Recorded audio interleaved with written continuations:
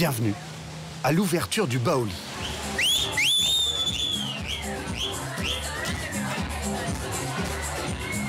Le nouveau restaurant à la mode du maître des lieux, Michael Ridard. Comment vas-tu? Contente de te voir. How's everything? Oh, what's up? How do you like the new decor? Un Français, installé à Miami depuis 16 ans, considéré comme l'un des rois de la nuit. Il y possède déjà 4 restaurants. Could we have two more cocktails on me? Yeah. Thank you. We're gonna get you the cocktail so you can try. Un pari pour Michael et ses associés, dans une ville où des dizaines de restaurants haut de gamme ouvrent chaque année. 2 recettes à Miami, une cuisine photogénique, comptez 130 € par personne, et évidemment l'ambiance. Miami aime la fête. On ne vient pas ici pour être discret.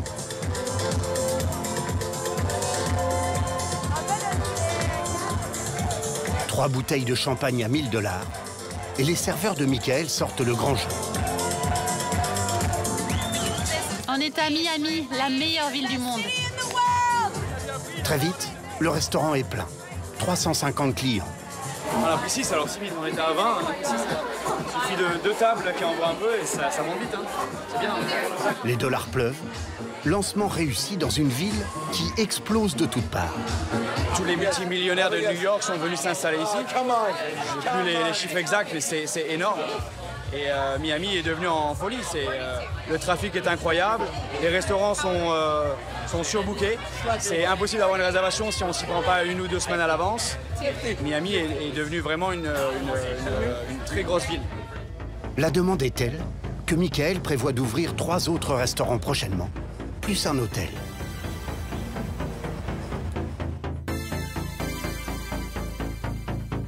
Tout est parti du Covid. Les États-Unis se ferment, mais la Floride décide de rester entièrement ouverte. Les riches Américains confinés viennent donc se réfugier à Miami et redécouvrent cette ville, son bord de mer, sa douceur de vivre et surtout, sa fiscalité avantageuse. Il n'y a même pas d'impôt sur le revenu. Depuis, Miami semble folle. Les quartiers d'affaires sortent de terre à coups de milliards d'euros. Vous voulez que votre Ferrari soit garé dans votre salon? C'est possible. Des yachts à 50 millions $, des îles privées avec des villas à 35 millions $. Cette voiture, j'adore ma Rolls-Royce. Ça se conduit comme un tapis volant. Vous voulez réussir. Cela tombe bien, Miami ne demande qu'à dépenser de l'argent pour attirer les jeunes prodiges des nouvelles technologies et devenir la première ville économique des États-Unis, la capitale des capitaux. C'est une journée à 500 000 $ pour Deborah Wanza, qui vit à 25 ans son rêve à l'américaine. Dans la valise. Ici, on est dans l'appartement d'une copine. On est arrivé il y a 1 mois à peu près. Donc, elle a 2 appartements. Donc, elle nous a gentiment passé un de ses appartements. Elle est venue avec un simple visa touriste. Et dans quelques heures, elle va présenter avec son associée Aurélia son projet de start-up à de richissimes hommes d'affaires. Si elle les convainc, ils pourraient investir un demi-million de $, dans son projet. Ça, c'est mes parents. Rien pourtant ne semblait prédestiner cet aîné d'une fratrie de 5 enfants à l'entrepreneuriat. Moi, je suis née à Kinshasa avec ma petite sœur. Et donc, je suis une Congolaise de Kinshasa. En 2007, sa famille s'installe à Orléans. Son père y est ouvrier, sa mère secrétaire. Mais une bonne fée se penche sur son parcours. En 2019, après des études pour travailler dans les ressources humaines, elle trouve une place de jeune fille au pair à Washington, chez un couple de riches investisseurs américains, qui vont jusqu'à lui payer une scolarité en management dans une prestigieuse université. Donc ils m'ont dit, on a juste besoin d'une prof de français. Nous, on paye une partie de Georgetown University. Donc ce qui m'a permis d'étudier à Georgetown University, à Washington DC. Ça donne vraiment envie de... Ça donne l'espoir de pouvoir rêver plus grand et d'accomplir des choses alors qu'on n'a rien, en fait. Pour convaincre les investisseurs, elle n'aura que 7 minutes. Wow. et sera en concurrence avec 10 autres startups. Il y a beaucoup d'entreprises Un exercice périlleux qu'elle révise avec Stan Coignard, un Français qui a fait fortune dans les nouvelles technologies, installé en Floride en 2017. Génial. Écoute, on se fait juste les 2-3 premières minutes, juste pour décoincer le truc en anglais. Tu me fais une vraie presse formelle. Ok, pas de souci. Moi, je joue le jury, je me mets là. Il aide bénévolement les jeunes startups françaises à s'implanter à Miami. Allez. Hello, my name is Deborah Wanda and I'm the founder of Flaps. Le concept de Déborah, une plateforme de vente en ligne qui ne propose que des produits éco-responsables.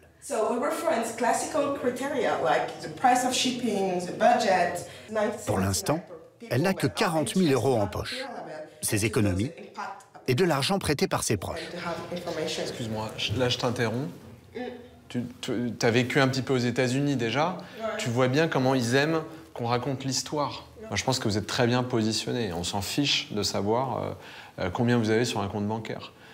Combien d'histoires géniales aux États-Unis ont démarré dans un garage d'étudiants. Déborah est prête. Il lui reste 2 heures avant sa présentation. Miami a l'ambition de devenir la future Silicon Valley et se transforme à toute vitesse. Des immeubles entiers sont rasés et reconstruits. Dans le vieux centre-ville, 7000 nouveaux appartements sont prévus d'ici 2025. Un marché estimé à 10 milliards $. Voilà, donc ce qu'on voit là-bas, c'est le cœur de Miami, du nouveau Miami. C'est là où tous les business s'installent. Aux premières loges, Michael Wiesenfeld, l'un des plus gros agents immobiliers sur les 2500 que compte la ville. Tout ce que vous voyez là, c'est le Brickell City Center et toutes ces tours n'étaient que des terrains vagues avant. Lui qui s'est installé en 2008 à Miami, a vu toutes les étapes de la transformation. La vraie révolution, selon lui, l'arrivée des poids lourds de la tech.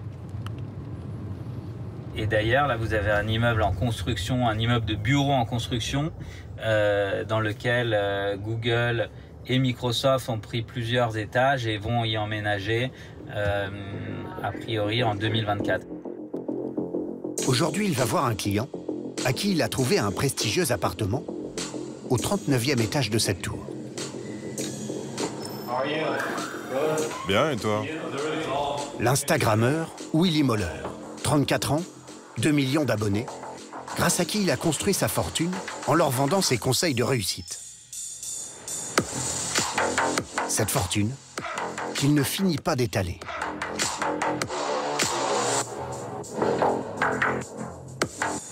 Le moment où il va par exemple acheter sa Ferrari à 250 000 $.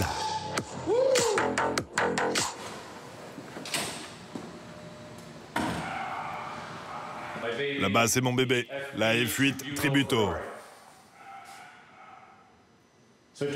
Et il fallait vraiment qu'elle soit au plus proche de vous. Ah bah, à 100%, oui. Le plus important, c'était de l'avoir directement dans mon salon. Ces voitures sont littéralement dans son appartement. C'est le concept de la tour Porsche, du nom du célèbre fabricant, qui s'est associé au constructeur de l'immeuble. Un ascenseur monte votre voiture à votre étage, rien de moins. Et ça marche. Tous les appartements sont vendus ou loués, et Willy n'a pu s'y installer que grâce au réseau de Michael Wiesenfeld. C'est totalement américain. Je pense qu'en France ou en Europe, peut-être à Londres, ça passerait pas. Je pense qu'en Asie, il doit y en avoir. Mais c'est typiquement américain. Voilà. C'est des choses qu'on voit nulle part ailleurs. Combien ça coûte de vivre ici? Le loyer de 30 000 $ par mois. Et combien faut-il gagner pour se payer ça? Entre 1 et 10 millions de dollars par an.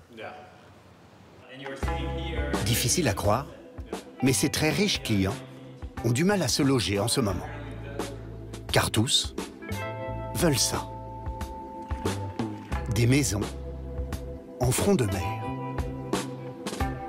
Celles particulièrement des îles artificielles ultra sélectes de Miami.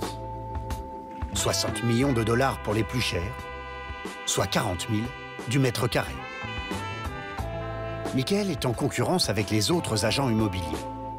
Il doit donc faire du porte-à-porte chez ses propriétaires pour les convaincre de vendre. S'il parvient ce soir à convaincre Monica, il pourrait toucher $1 million de commission. Je vous préviens, si vous voulez entrer chez moi, ne soyez pas ennuyeux. Monica Suleski, la propriétaire, est une célèbre architecte d'intérieur qui a aménagé les maisons des plus grandes fortunes de Miami. Everybody wants to be in Miami, and there is not a lot of inventory, so that's why I like to see waterfront homes like that. I know you don't really want to sell, but you know, one day maybe the right offer will come at the right time. C'est vrai, tout a un prix. On ne sait jamais. Monica vit seule dans cette immense maison de 700 mètres carrés qu'elle a achetée $4 millions il y a 15 ans et qui en vaut minimum 25 aujourd'hui.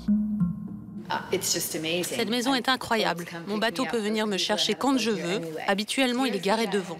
Voilà la salle à manger. Je peux recevoir 24 personnes. Quand on fait une soirée, c'est décadent, sexy, et c'est prouvé scientifiquement. Si l'on voit la mer tous les jours, on est plus heureux de 40%. On va voir là-haut ? Ça, c'est ma douche, hyper sexy. Là, j'ai mon bain, mon espace de vie. Là, ma chambre, je l'adore. Et quand je me réveille le matin, voilà ce que je vois. La vue est dingue. Ça, c'est typiquement ce qu'on cherche.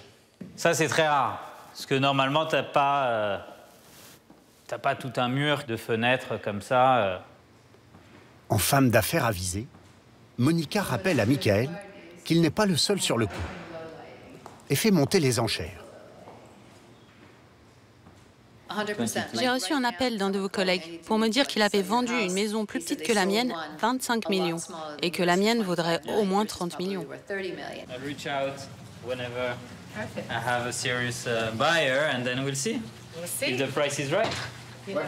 Quel serait votre juste prix? Je ne sais pas, peut-être 35 millions, enfin, plus de 30 millions. Et vous allez trouver? Yeah, there are a lot of people are interested in this type of properties, so it's just a matter of her wanting to sell.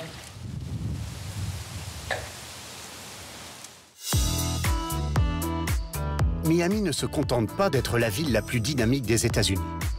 Elle ambitionne de devenir un carrefour majeur entre l'Amérique du Nord et l'Amérique du Sud. Le visionnaire derrière tout cela, le voici, Moïse Mana. Montre-lui ce qu'on fait. La superstar des promoteurs américains. Un homme calme et discret qui achète et remodèle Miami à coups de milliards.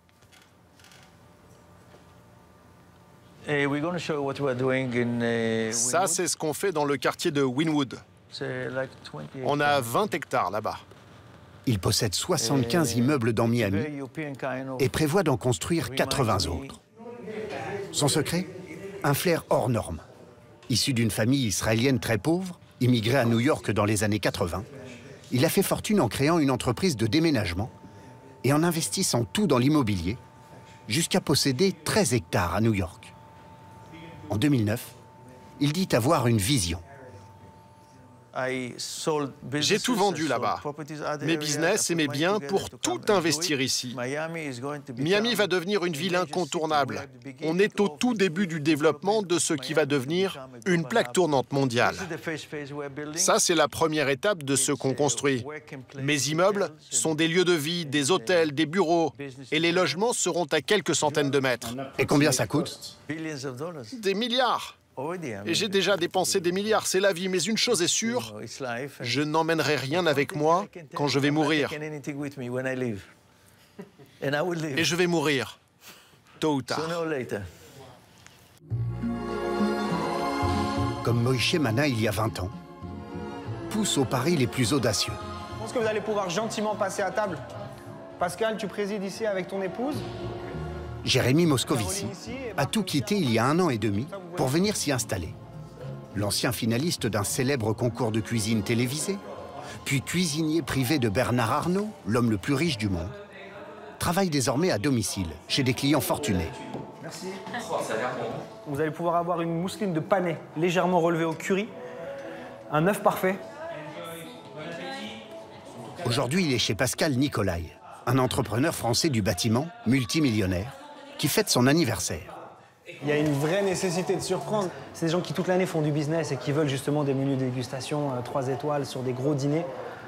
Ils aiment aussi la bonne bouffe, quoi. La bouffe bien travaillée, bien épurée, mais la bouffe de tous les jours. Pas celle de tout le monde quand même.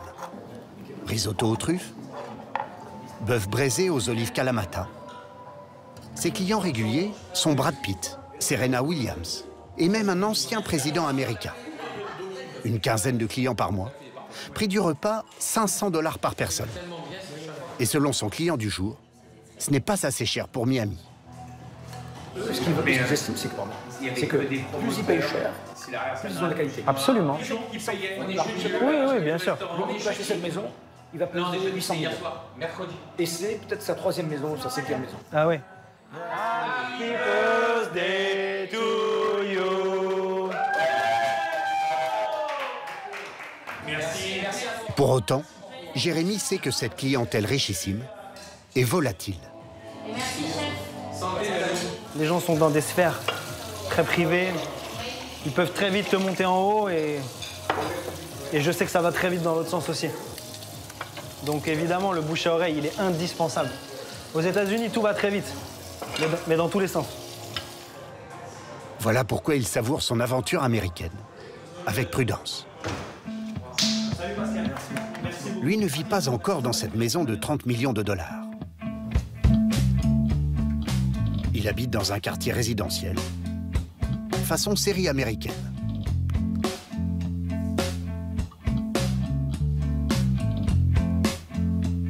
Si tu marques une fois, tu peux me donner un gage. Il s'y est installé avec son fils Nathan et sa femme Marine. C'est les journées d'après école et après travail aussi. C'est des moments qui sont importants, ça. Le premier qui touche maman, il a gagné. Jérémy travaille 100 heures par semaine, avec 2 semaines de vacances seulement par an. Je vais pas te mentir, je suis fracassé. En revanche, il gagne minimum 50 000 $ par mois.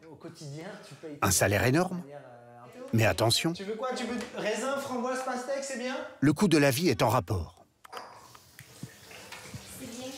On a 6 000 $ de loyer. On a 2 000 $ de l'école privée de notre fils. On a 2 000 $ de mutuelle. On a entre 2,5 et 3 de courses par mois. 15 000 $ de charges mensuelles. Et évidemment, aucune aide d'aucune sorte si son entreprise venait à faire faillite. Les premiers mois, j'allais me coucher à côté de ma femme, on se disait bonne nuit, on s'embrassait, elle s'endormait, je revenais, je me mettais sur le canapé et je me disais putain, c'est chaud quand même. C'est chaud, on est le 15, on est le 16, il y a ça qui va tomber.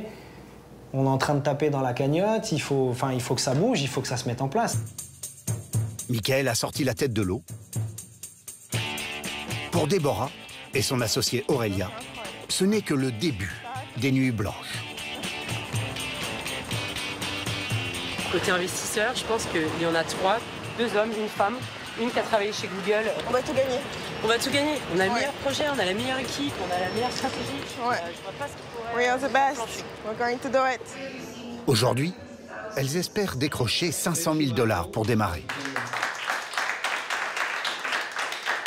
C'est le grand moment des 7 minutes pour convaincre au French Tech Capital Days, les journées de la tech française.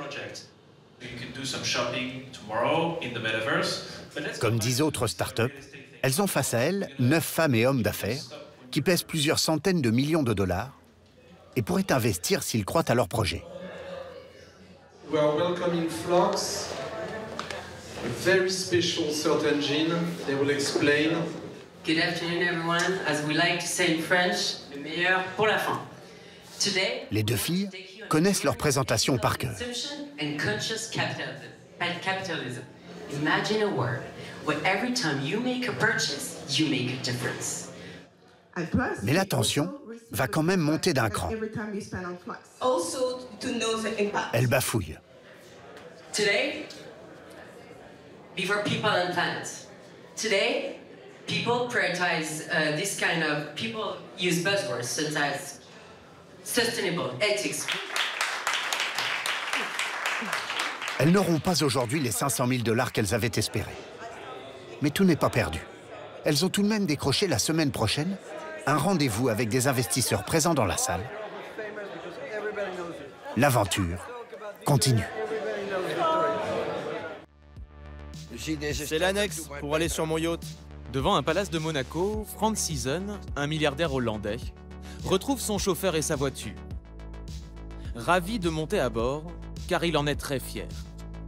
Obama a la même voiture, sauf que la sienne, elle est blindée, alors que la mienne, non. Mais moi, j'ai rien à craindre. Frans Siesen a passé la nuit dans une chambre à 1000 €. Pourtant, il dispose ici d'une somptueuse résidence secondaire. C'est son yacht de luxe, sauf que sa femme préfère dormir à terre. Son navire s'appelle le Mai Petra, du nom de son épouse. C'est un yacht de 44 mètres qu'il a lui-même construit, car ce milliardaire de 65 ans est armateur. Un peu fatigué ce matin, il ne nous fera pas la visite, mais l'a confié à Jason, le capitaine. Ici, nous sommes dans le salon supérieur. Vous avez plusieurs sièges que vous pouvez déplacer pour regarder la télé ou bien juste vous asseoir à l'intérieur s'il y a du vent dehors. Et ici, vous appuyez et il y a un lit de place qui descend. Un palace flottant de 600 mètres carrés, avec 2 salons, une salle à manger et 6 cabines, tout équipées d'une salle de bain. Celle de la chambre des propriétaires est en marbre et bois précieux. Jason a 44 ans, cela fait 10 ans qu'il est capitaine. Il est depuis 2 ans sur le Mai Petra avec 6 autres membres d'équipage. Eux sont logés en cabine double qu'ils occupent à l'année. C'est assez confortable étant donné l'espace qu'on a. Mais parfois on est un peu les uns sur les autres. Mais bon, c'est comme ça. Le capitaine gagne 7000 € par mois. Un salaire très confortable, pas assez en revanche pour être un jour propriétaire d'un yacht comme celui-ci. Dans un monde idéal, ce serait bien d'être de temps en temps de l'autre côté. Et ça pourrait être possible? Pas de mon vivant. Ce bateau a coûté 30 millions d'euros, auquel il faut rajouter 3 millions par an pour l'entretien, le carburant et les salaires de l'équipage. Mais tout cela, Frans Siesen peut largement se le permettre. D'ailleurs, au bout de 2 ans à bord, le milliardaire veut changer. Il est en train d'en construire un plus grand, plus cher, pour l'anniversaire de Petra, sa femme. C'est un cadeau que je lui fais. Le 25 avril, l'année prochaine, elle aura un certain âge, et donc je lui offre un nouveau bateau. Et quand on voit que certains hommes peuvent à peine acheter des fleurs à leur femme, et vous, c'est un yacht, qu'est-ce que vous en pensez? Eh bien, c'est ce que je mérite, après 40 ans de travail. Aujourd'hui, Frans Siesen est à la tête d'un des plus gros chantiers navals au monde. Les affaires n'ont jamais aussi bien marché. Les gens très riches, ils ne sont pas affectés par la crise. Si vous êtes milliardaire et que vous perdez 100 millions, eh bien vous êtes toujours un homme riche. Ça ne vous empêche pas de vous payer un joli jouet comme celui-là. Ces jolis jouets, comme dit Frans Siesen, ils se retrouvent une fois par an à Monaco, lors du plus prestigieux rassemblement de yachts au monde. Pour les propriétaires, c'est un peu à qui aura le plus gros bateau. Le moins cher est estimé à 20 millions d'euros, le plus grand, plus de 300 millions.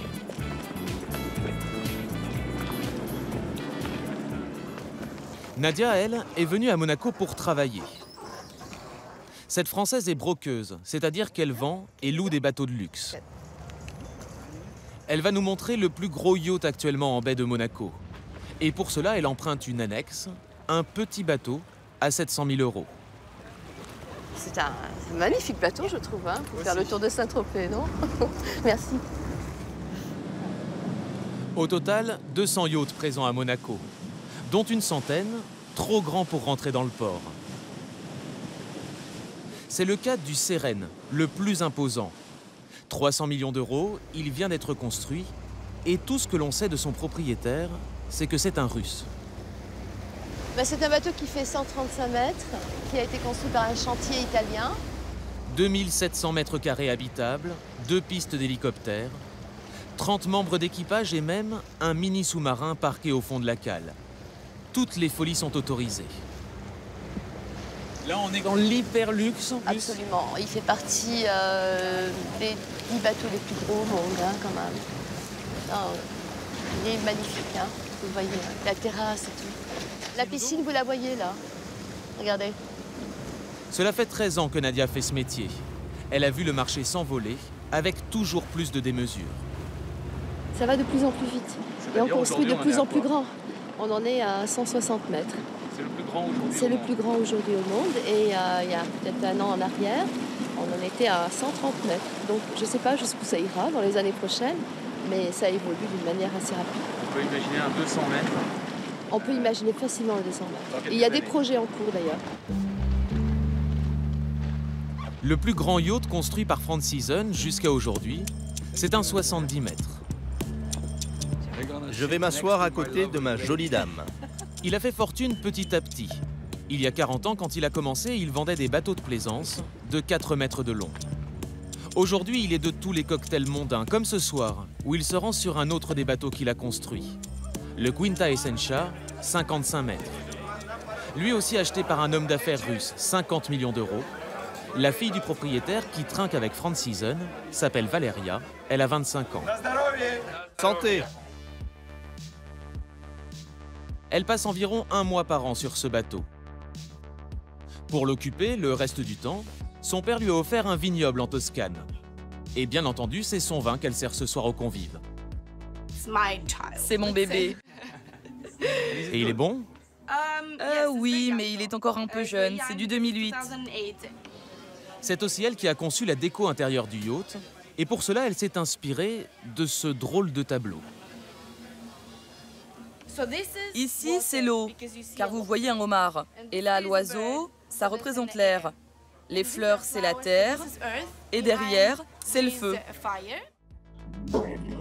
Du coup, autour de l'ascenseur qui permet d'accéder aux 3 ponts, toutes les cabines sont à l'image des 4 éléments. Dans cette cabine, tout est en marron clair pour représenter la terre. 4 chambres de 30 mètres carrés, avec pour chacune une couleur différente. Le violet pour l'air, le bleu pour l'eau, et pour chaque pièce, un parfum différent. Ça, c'est l'odeur du feu. Et qu'est-ce que ça sent? Les épices.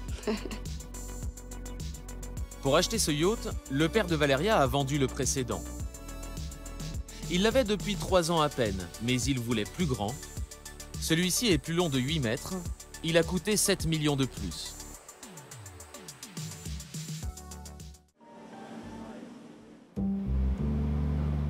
Retour sur la terre ferme. Au 13e étage d'un immeuble monégasque, voici Philippe Zepter. Un industriel serbe qui habite à Monaco et qui profite de sa vue imprenable sur la principauté. Devant nous, c'est le palais du prince Albert. Là, c'est l'hôtel Hermitage. Là-bas, c'est l'hôtel de Paris, le casino. Tout est dans un rayon de 200 mètres. Et alors d'ici, vous voyez tout? Oui, je vois tout. Avec mes jumelles, je peux même voir les gens assis au café de Paris. Et je peux espionner mes amis. Cet homme de 60 ans, qui aime jouer avec son chat Bouddha, est une des plus grandes fortunes d'Europe. Il pèse aujourd'hui plus de 5 milliards d'euros. Et il possède tout ce qu'un homme richissime comme lui doit posséder. Un appartement de 600 mètres carrés à 30 millions d'euros, 6 voitures de luxe, un jet privé, plusieurs villas un peu partout dans le monde et bien sûr, un méga yacht. C'est celui-ci, avec ses couleurs originales. Le Joy Me, un bateau de 51 mètres. Philippe Zepter a fait fortune en vendant des ustensiles de cuisine. Aujourd'hui, il dirige 120 000 employés dans 40 pays différents. Toute sa vie, il a loué des yachts, mais il lui manquait quelque chose. Je ne me suis jamais senti bien dans les bateaux, parce que vous êtes comme dans un tunnel. Tout est fait avec des matériaux lourds, le bois, le marbre. Moi, je voulais avoir un bateau où on se sente bien. Pour se sentir bien, il voulait une plus grande hauteur sous plafond. Aucun armateur ne pouvait le faire, alors Philippe Zepter a racheté un chantier naval en Croatie Et il a lui-même construit son bateau avec des plafonds plus hauts de 30 cm. Vous voyez, c'est très lumineux, c'est très haut. Aujourd'hui, il se lance dans cette nouvelle activité. Et être à Monaco, c'est le meilleur moyen de se faire connaître. Surtout quand on sait organiser de bonnes soirées. Ce soir, il veut créer l'événement sur le port. Soulevez la pancarte comme ça. Voilà. Tenez-la bien haut. Pour en mettre plein la vue à ses invités, Philippe Zepter a fait venir de Roumanie 18 mannequins.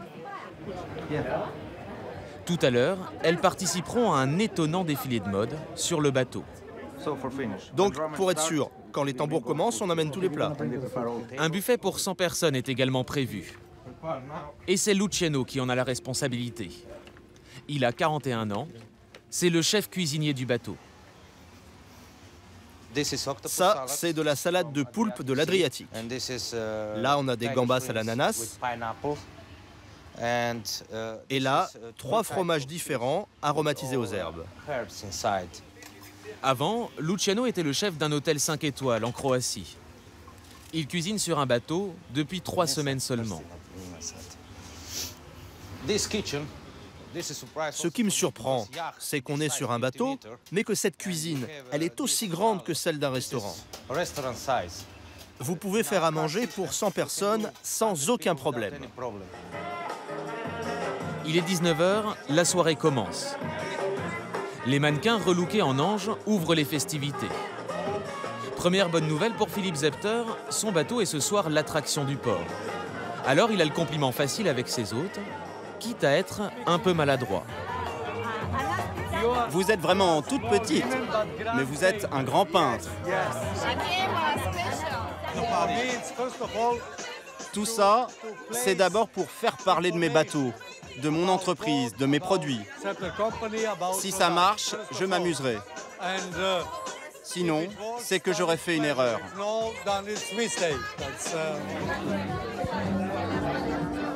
Sur le bateau, parmi les invités, des hommes d'affaires, des monégasques influents, tous sont des clients potentiels.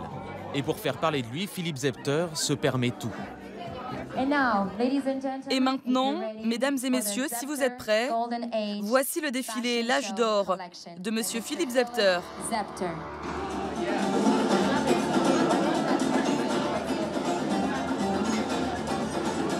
Puisqu'il a fait fortune dans les ustensiles de cuisine, les mannequins vont porter ce soir des parures très spéciales. Des colliers et ceintures de couteaux et fourchettes en or massif.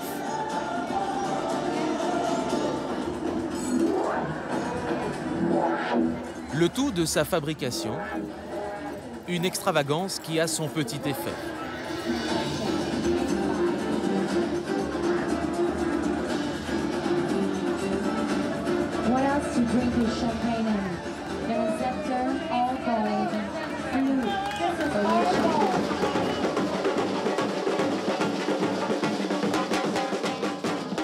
La soirée se terminera tard dans la nuit. Une fête à 50 000 €. Une débauche de luxe pour vendre des bateaux inaccessibles au commun des mortels. Pour Alexandra Pasquale, une Française agent immobilier à Ibiza, les affaires reprennent dès le mois de mai. Allô, allô Claire, comment vas-tu? On arrive là, on est dans quelques minutes, on arrive à la villa. Ok? À tout de suite.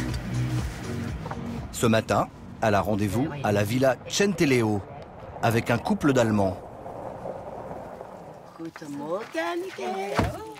Laura et Mickey cherchent une maison à louer pour la semaine prochaine. C'est la gouvernante Claire, une Française, qui les accueille. Je te présente Mickey, Laura. Enchanté. Merci beaucoup.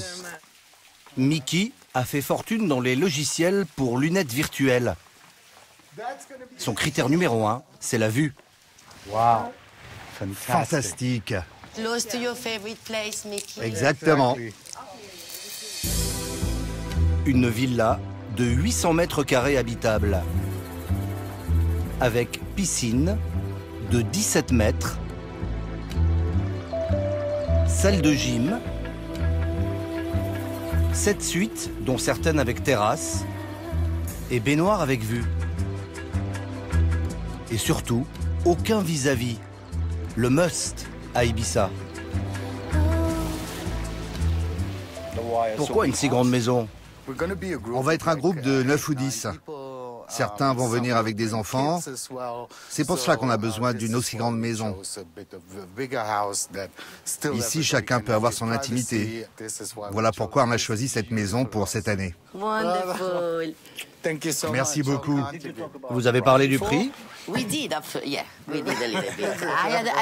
I had a range of price to play with, and yes, of course, it would be, yeah. On a bien négocié. Et Alex nous a obtenu un très bon prix. Un prix raisonnable. Un prix raisonnable pour cette splendide villa, c'est 50 000 € la semaine. En juillet-août, comptez 20 000 de plus. Si certains sont prêts à dépenser des fortunes pour passer une semaine à Ibiza, ce n'est pas seulement pour ces eaux turquoises ou ces couchers de soleil à couper le souffle. C'est aussi pour ces nuits.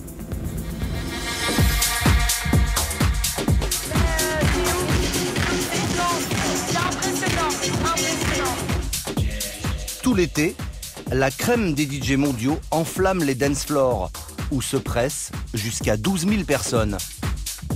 Particularité de l'île, pas besoin d'attendre le mois de juillet pour que la fête commence.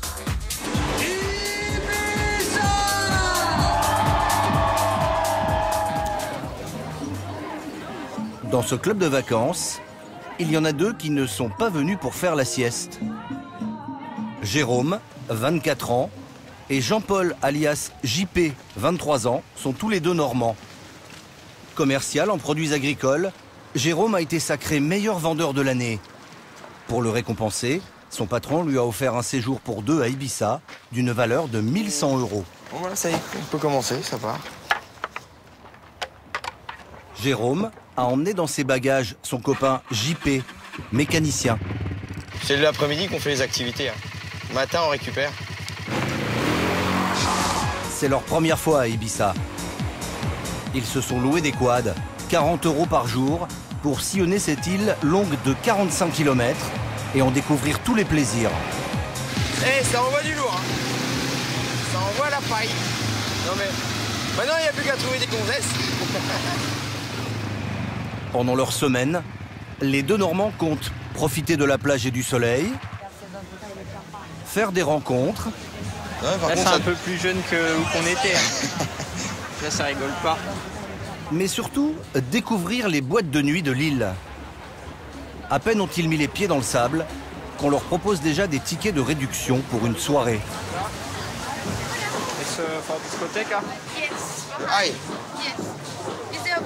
Ce soir, c'est la soirée d'ouverture. Ouais, vous en voulez? Pour vos amis, peut-être? Vous voulez quoi exactement? Vous parlez français? Non, anglais. How many match? 35 € avant 1 h du matin. 35 € et après c'est 50 €. Et 15? Non, 50. Bye. See you. Entre les clubs, ça ne rigole pas.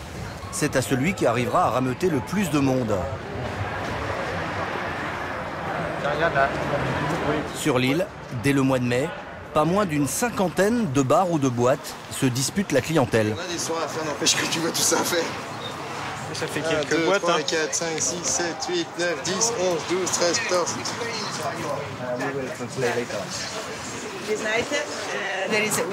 Ce soir, il y a l'Ushuaïa, c'est en face du High. Après, il y a la première de Haro, une soirée très chouette à l'Amnésia. Ça coûte 60 €. Et puis, il y a le Pacha, c'est le symbole d'Ibiza. En tout, ça fait 12 soirées.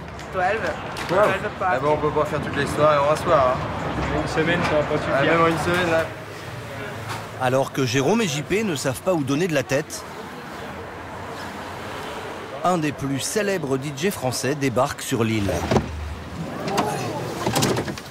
Après 25 ans de carrière et 3 millions d'albums au compteur, Christophe Le Friand, alias Bob Sinclair, revient tous les étés à Ibiza. T'as pas de passe, toi. T'es à la rue. Il arrive de Monaco, où il a mixé toute la nuit. Avec dans ses valises, ou plutôt dans son ordinateur, son dernier titre qu'il compte tester en public pour la première fois. En fait, le morceau s'appelle I Believe.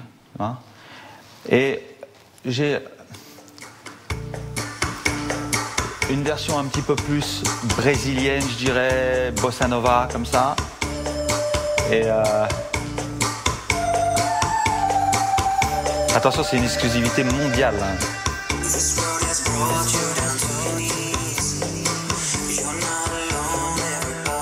Pour celui qui a mixé sur les platines du monde entier, Ibiza reste l'endroit qui peut lancer un tube pour l'été.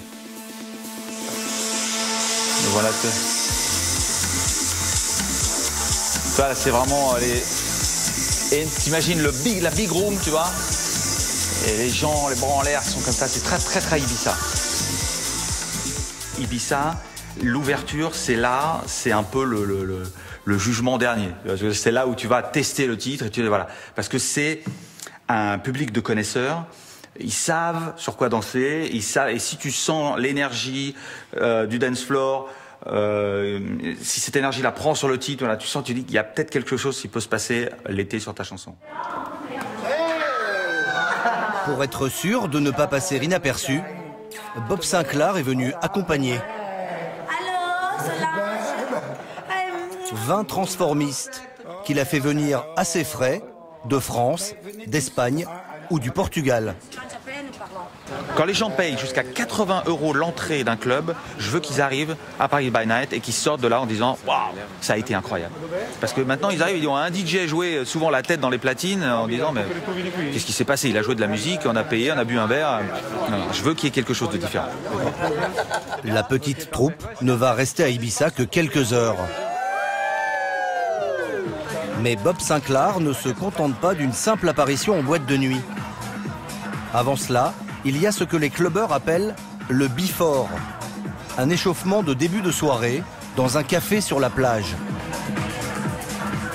Et comme prévu, regarde, je suis comme la reine d'Angleterre. Le groupe ne passe pas inaperçu. Oui, bah la reine mère, elle peut pas passer la seconde, là. Eh, la cava, avanti. Il est 21 h, le café est déjà bondé. Le DJ s'installe aux platines pour 1h30.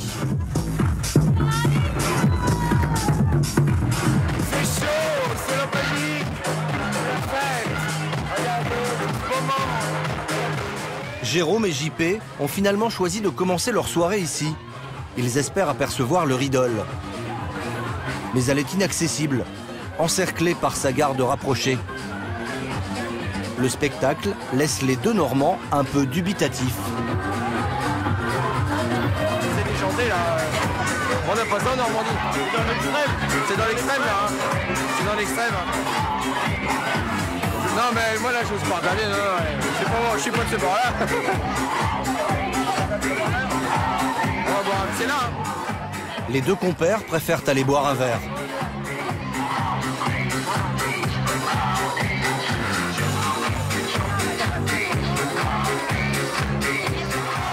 Avant de terminer son set, Bob Sinclair lance son nouveau titre, I Believe. Pas question d'aller se coucher. Il va falloir attendre 4 h du matin pour le prochain set. À 49 ans, Bob Sinclair nous dévoile ce que serait le secret de son endurance. Un peu de fruits et tu tiens toute la nuit là. Non mais c'est une discipline. C'est une discipline de haut niveau. Les gens s'imaginent qu'on boit de l'alcool, je prends de la drogue, des choses comme ça, mais tu peux pas tenir si tu fais ces choses-là. Moi j'ai vu des DJ dans des états pas possibles. Mais moi ça fait 20 ans que je fais ça. Direction le Pacha Club, la plus ancienne discothèque d'Ibiza. Elle a ouvert en 1973, dans une simple ferme, en pleine période hippie. 40 ans plus tard, c'est devenu un empire, racheté en 2016 par un fonds d'investissement pour 350 millions d'euros. Allez. Hi. Comment tu vas? Ça va bien? Ça va bien? Bob Sinclair y joue depuis près de 20 ans. Pour moi, c'est le club le plus mythique, c'est le meilleur club d'Ibiza. Voilà, le plus sexy, le plus glamour, c'est extraordinaire. Par contre, là, il y a une nouvelle... Ce soir, il est un peu perdu. Par là maintenant ? Ouais, mais... Ça vient de changer, en fait, ils viennent de refaire le Pacha cette année, ils ont fait des travaux de dingue. Avec sa soirée, il espère faire le plein et attirer 3000 personnes. Bob Sinclair a été programmé sur le meilleur créneau, 4h, 6h du matin. L'heure de pointe dans les clubs d'Ibiza. En arrivant à sa cabine, le DJ a une mauvaise surprise. Oui, je sais. Il n'y a pas de place prévue pour ces danseurs. Le nouveau décor cache le podium.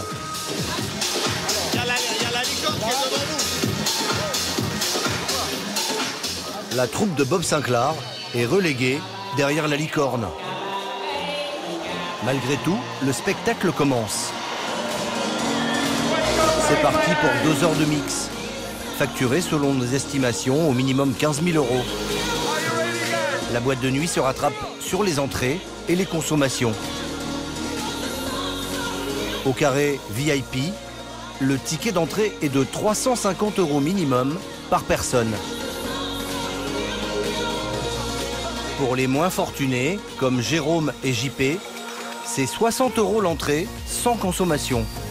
Dès la fin du mois de mai, on danse nuit et jour, dedans ou dehors, qu'il pleuve ou qu'il vente.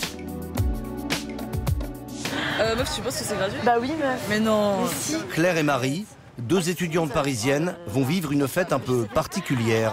Ça aurait été trop bien. C'est moi qui t'ai mis la presse. Non, mais t'inquiète, on pouvait pas savoir. Elles embarquent en plein après-midi sur un dance floor flottant. C'est ce qu'on appelle une boat party. Bienvenue. De rien. Oh, ça a l'air stylé. Oh, vraiment. Une fête à bord d'un bateau transformé en boîte de jour. Il y a un coin VIP. Il y a un coin VIP. Ah, énorme. Bar à volonté pour 70 € par tête. La croisière dure 5 heures au rythme de la musique électro. Ils ont vraiment super bien vendu du truc, ils vendent du rêve et ça on a adoré. Ouais. Vraiment, donc on attend de voir, mais pour l'instant ça débarque. Ouais, pour l'instant, ouais. Pour encadrer la boat party, un capitaine, 4 marins, 5 serveurs, 3 DJ et 2 danseuses. Paola et Alessandra qui doivent se changer dans la cale. Comme c'est le début de la saison, cette étudiante italienne est encore en période d'essai. C'est un jour très important pour moi. Je dois faire mes preuves. Je travaille en tant que danseuse et je dois bien danser. Aujourd'hui, c'est difficile avec la mer agitée. La danseuse doit aussi savoir manier la mitraillette à champagne. C'est la champagne shower, la douche à champagne.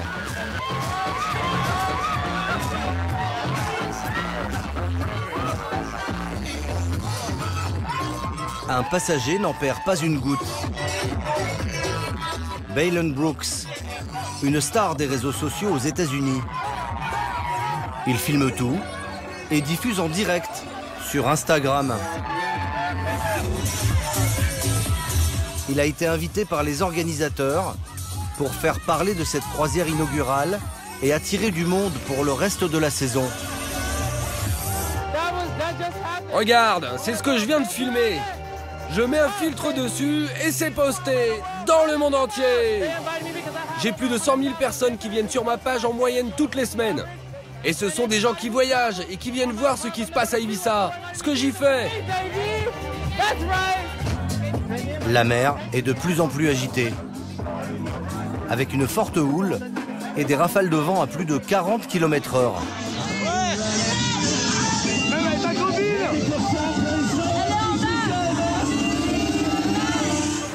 Dans les boat parties, plus dangereux que l'abus d'alcool, le mal de mer. Sur le pont inférieur, c'est un peu la cellule de crise.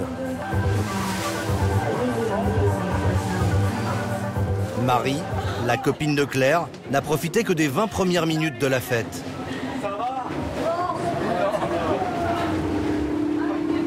L'équipe distribue des pilules contre le mal de mer. De retour à quai, c'est l'heure du verdict. Sera-t-elle rappelée pour d'autres croisières? Débriefing par Constantin, le patron allemand, lui aussi en petite tenue. Elle sait comment s'y prendre. Faut suivre la vague. La vague, oui, il faut suivre la vague. On va tous en discuter et on va décider. Mais moi, je pense que c'était vraiment très bien. En dansant de club en club, elle espère gagner 3 à 4 000 euros par mois. Alessandra est logée en périphérie de la ville, comme la plupart des saisonniers qui affluent par milliers dès le printemps. Ah, mais tu es là, toi? Ouais. Moi, je viens d'arriver. Je cherche des boulots de danseuse. Moi, je suis à San Antonio. Ok, on se verra plus tard à San Antonio. Salut! Elle habite un appartement avec 6 autres Italiens. Comme Martin, qui s'occupe de la maintenance de piscine. À Ibiza, on paye le lit et non la chambre. Pour 300 euros par mois, Alessandra se retrouve donc avec une autre occupante, serveuse.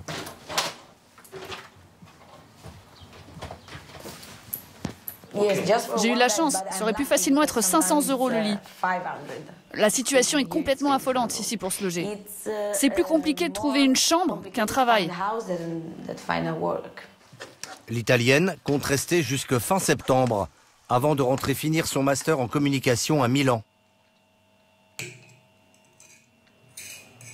D'autres finissent par faire leur vie ici. Comme Gilles Keogh, un Niçois de 44 ans. En cette fin mai, il s'apprête à lancer un restaurant sur l'île. Moi, je vais arriver là dans une demi-heure. On va faire une petite réunion en haut sur la terrasse avec les employés, ok? Pour bien expliquer la soirée. Gilles est tombé amoureux d'Ibiza en 1993, à l'âge de 19 ans. 3 ans plus tard, sans aucune expérience, il décide de monter un premier restaurant, l'Éléphant, qui très vite devient une adresse incontournable. Voilà un peu la clientèle de l'époque, clientèle française. Monsieur Yannick Noir, John Kruger, Etienne Dao,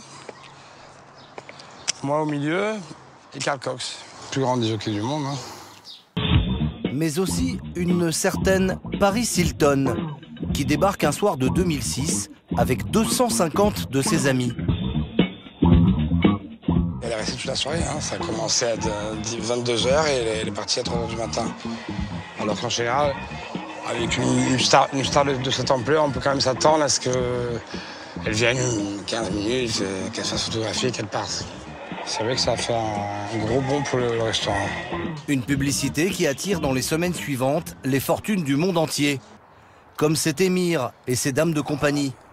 Apparemment déshydratés, ils commanderont plus de 35 bouteilles du meilleur champagne. Ça, c'était une édition à combien? 44 000 euros, 44 158 euros. En 2009, Gilles décide de passer la main et rentre à Nice. Mais l'appel d'Ibiza est trop fort. Alors cette année, il s'est réinstallé sur l'île pour relancer son restaurant. Afin de remplir la salle, il s'est offert des encarts publicitaires dans la presse locale, mais Gilles compte surtout sur ses anciens clients. Bonsoir Gigi, ça va? Ça va, monsieur Enzo? Si tu vas venir à mi fiesta esta noche. Oui, c'est toujours à la même adresse? C'est à quelle heure? Ivo, yo estoy subiendo ahora a las 10:30, a las 10:30. Super, salut. Ciao, ciao. Difficulté supplémentaire pour le Niçois. Son restaurant est situé loin des plages, au milieu de l'île, dans un village de 2000 habitants. ¿Qué tal? ¿Todo bien? Ça va. Ça va? Ça va bien. Tu parles français? Tu parles français un petit peu? C'est bien. Pour la réouverture, il a embauché à tour de bras et dépensé 300 000 € en travaux. Vous avez essayé les lumières de toutes les lampes, là? Qu'on n'ait pas une mauvaise surprise dans 5 minutes, s'il vous plaît. Alors, pas d'ampoule et une cassée là-bas. Bon, c'est pas les choses qui me font rire, moi. Il veut se positionner sur le haut de gamme. Et pour cela, il a recruté le chef Pedro Montré, une pointure en Espagne. Comment ça va? Pedro a déjà cuisiné pour Hillary Clinton, Madonna ou Mick Jagger lorsqu'il officiait en Catalogne. Pour l'ouverture, il a concocté un menu unique à 65 € sans les vins, avec du foie gras qu'il accommode à toutes les sauces. Il y a un plat principal et une entrée, un thon mariné au foie gras. Non, t'inquiète pas, il regarde comment je prépare l'assiette. 22 h. Parmi les premiers clients, un fidèle de l'ancien restaurant de Gilles, Monsieur Juan, un architecte réputé qui a fait la décoration de la plupart des discothèques d'Ibiza. Il est venu en famille. Monsieur Juan laisse toujours des additions entre 1000 et 2000 €. Et il commence tous ses dîners par un magnum de champagne. Je t'ai dit qu'on allait donner un magnum à Juan. Alors ne lui demande pas ce qu'il veut.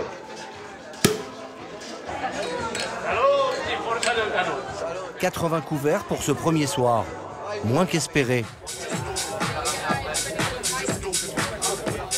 Mais sur la terrasse, l'ambiance se réchauffe et le chiffre d'affaires grimpe. «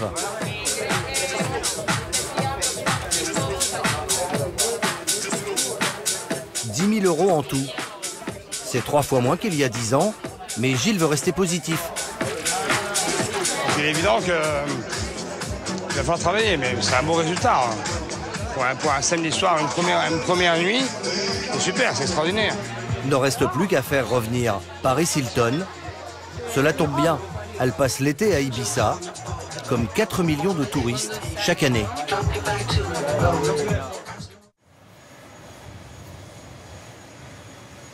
Bonjour, par ici. 11 heures de vol pour débarquer au paradis. Bienvenue à Bora Bora, messieurs, dames. Merci. C'est votre première fois ici? Oui. Vous venez célébrer votre 5e anniversaire de mariage? Oui. Félicitations. Merci beaucoup. Après vous? Ces New-Yorkais sont venus passer 5 jours dans un palace situé sur une île privée de Bora Bora. Le personnel de l'hôtel vient les chercher en bateau. Ashley, 32 ans, travaille dans la finance à Manhattan. Andrew, lui, est manager dans une grosse entreprise de fourniture de bureaux. On n'est pas habitué à ça. On a l'impression d'être des stars. C'est vraiment là qu'on va. C'est incroyable. Il y a même un groupe de musique. Bonjour. Le personnel du 5 étoiles les attend au garde à vous. Leur chambre, une suite royale sur pilotis de 151 mètres carrés. Oh mon Dieu. C'est complètement dingue.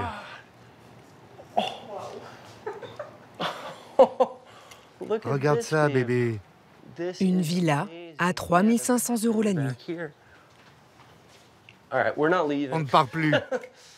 On reste ici pour toujours. C'est dingue. Merci beaucoup. Est-ce qu'on peut aller voir dehors? Oui, bien sûr, vous pouvez aller dehors. Regarde cette vue. On a notre propre piscine. On va pouvoir se détendre. C'est incroyable. Accès direct au lagon bleu turquoise. Température de l'eau, 28 degrés. C'est irréel. On a l'océan pour nous tout seuls. C'est très isolé, très privé, ce qui est bien. On peut passer du temps ensemble sans qu'on nous regarde. Seul au monde, ou presque. Ashley et Andrew partagent le lagon avec 113 autres villas. Le complexe appartient à une riche famille polynésienne. La chambre la moins chère est à 700 € la nuit. La suite la plus luxueuse à 8 000. Mais sous les tropiques, la bataille pour attirer les plus riches clients est rude. Comment l'hôtel se démarque-t-il des 4 palaces concurrents de l'île? Comment les 280 salariés se démènent-ils pour satisfaire la moindre exigence des clients?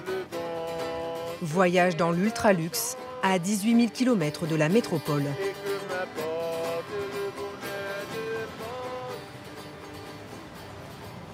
Yorana tout le monde. Après vous les filles. Tous les matins, les salariés qui habitent sur l'île principale de Bora Bora prennent une navette pour rejoindre l'hôtel.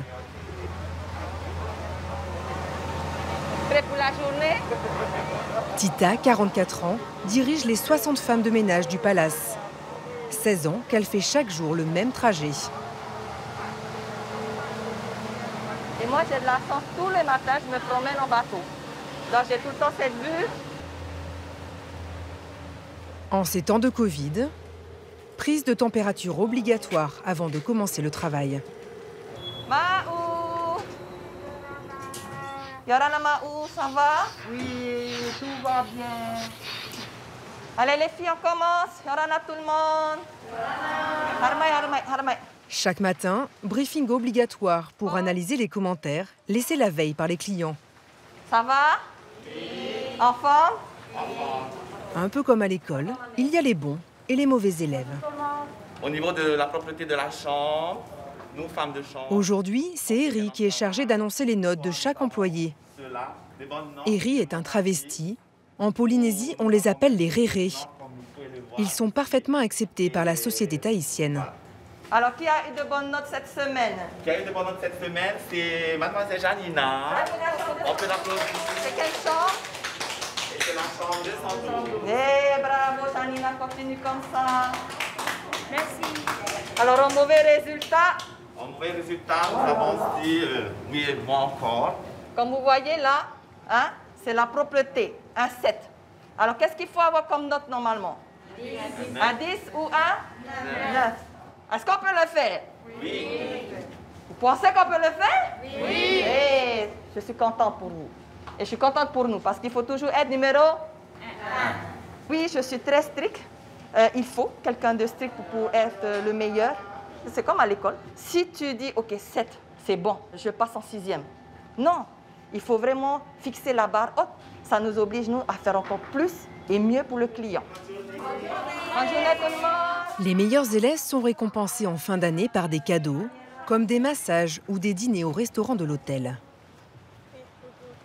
Avant l'arrivée des nouveaux clients,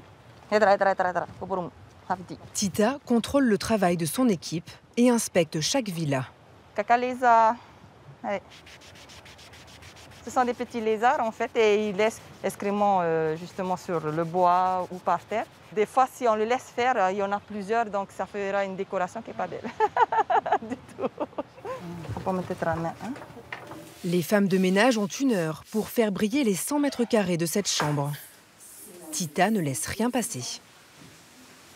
À changer les serviettes, n'oubliez pas. On voit bien que ce n'est pas la même couleur. C'est pas bien ça. Pour nous, non. Si tu regardes bien, celui-là, il est un peu plus foncé que celui-là. Pour vous, c'est peut-être un détail, mais pour moi, c'est vraiment très important. C'est la touche, le luxe. Waouh, c'est qui a fait la déco? Nana, merci. Alors, ça, c'est une petite tache de peinture qu'il faudra qu'on gratte. Si moi, je vois, le client, il voit. Un petit peu gratter là, hein? Et puis c'est bon. Hein? L'inspection se poursuit dans la plus belle chambre de l'hôtel. La suite présidentielle de 300 mètres carrés, à 8 000 € la nuit. Grande terrasse avec jacuzzi, piscine privée et vue imprenable sur le lagon, dans toutes les pièces. Eri! Ah, waouh! C'est magnifique. Le client, il va vraiment aimer. Les employés de ménage sont payés le SMIC, 1 200 € net par mois. Depuis qu'Eri décore les lits avec ses pliages appris sur Internet, ses pourboires ont été multipliés par 2. Le mois dernier, un client lui a même laissé 350 €. C'est bien, les filles. Pour Tita, ce poste de gouvernante générale dans un palace est une consécration. Elle est en train de faire construire une maison. En attendant, Elle habite face au lagon, dans ce pavillon prêté par des amis. Les journées de Tita et de son mari sont rythmées par la prière. Ils sont protestants, comme la majorité des Bora-Boriens. Un héritage du passage des colons anglais. C'est pour remercier déjà les bienfaits qu'il a fait sur Terre. Et croire en Dieu, c'est vraiment important pour la culture polynésienne.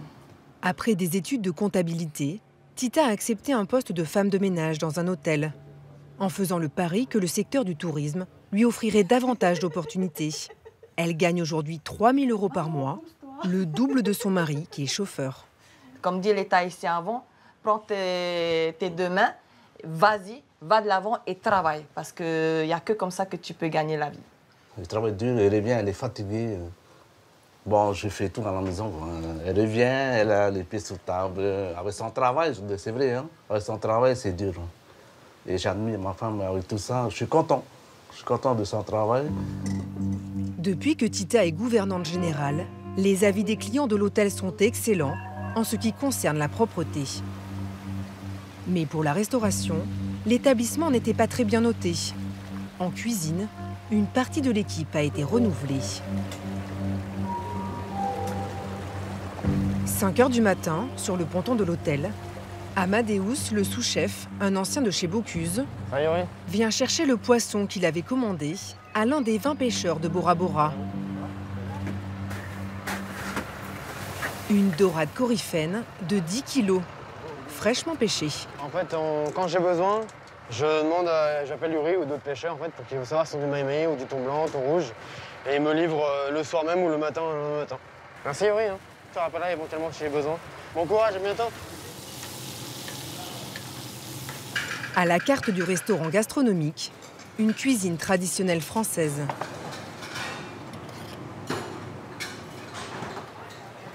Mais le nouvel atout du palace, ce sont ses douceurs.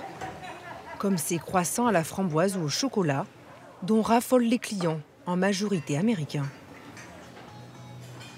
Tu fais une vingtaine de croissants, une vingtaine de chocolats. Comme ça, tu feras tes rayures. Uriel, une pâtissière capée, a été recrutée il y a 2 mois et demi, avec pour mission de renouveler totalement la carte des desserts. Donc ça, en fait, c'est un sorbet coco.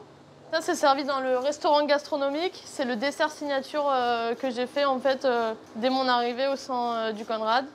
Donc là, on gratte pour vraiment que le dessert, en fait, ressorte et ressemble vraiment à l'identique à une coco. Blanc à l'intérieur, noir sur les bords. À 27 ans, la jeune femme originaire du sud de la France a travaillé pour une compagnie de croisière de luxe. On vient poser notre petite coco au milieu. Mais aussi dans des palaces en Suisse et en Australie. Sa création sera vendue 25 €. On vient râper un peu de citron vert avec la petite feuille d'or. C'est vraiment important qu'il y ait le goût, mais qu'il y ait aussi quelque chose de visuel qui donne envie d'être mangé, surtout dans des établissements comme ça où les gens ont l'habitude d'aller manger dans des palaces, dans des restaurants gastronomiques. C'est des gens qui ont des attentes très élevées. La règle d'or du palace, ne jamais dire non aux clients, quoi qu'il en coûte. Certains fruits, comme les framboises, ne poussent pas en Polynésie. Alors Uriel les fait venir en bateau. 15 € les 100 grammes. On essaye par exemple d'en commander 3 barquettes par semaine pour les clients qui l'exigent et qui le désirent.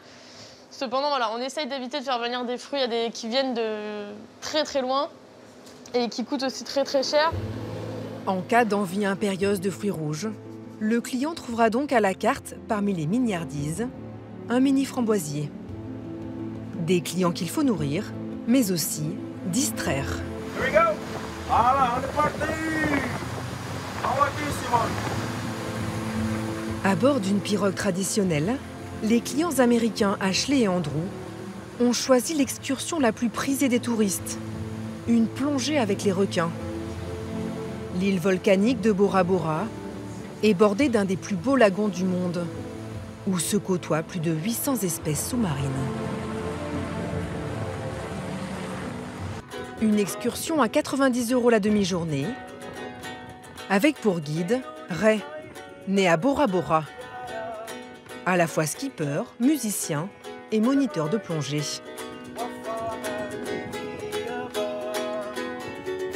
Avant les grands squales, premier arrêt pour commencer en douceur.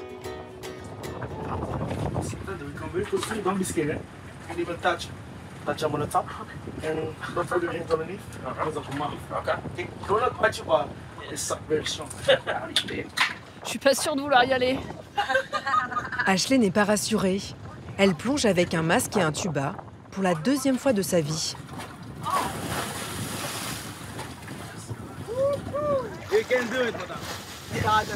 Oh mon Dieu, il y en a partout.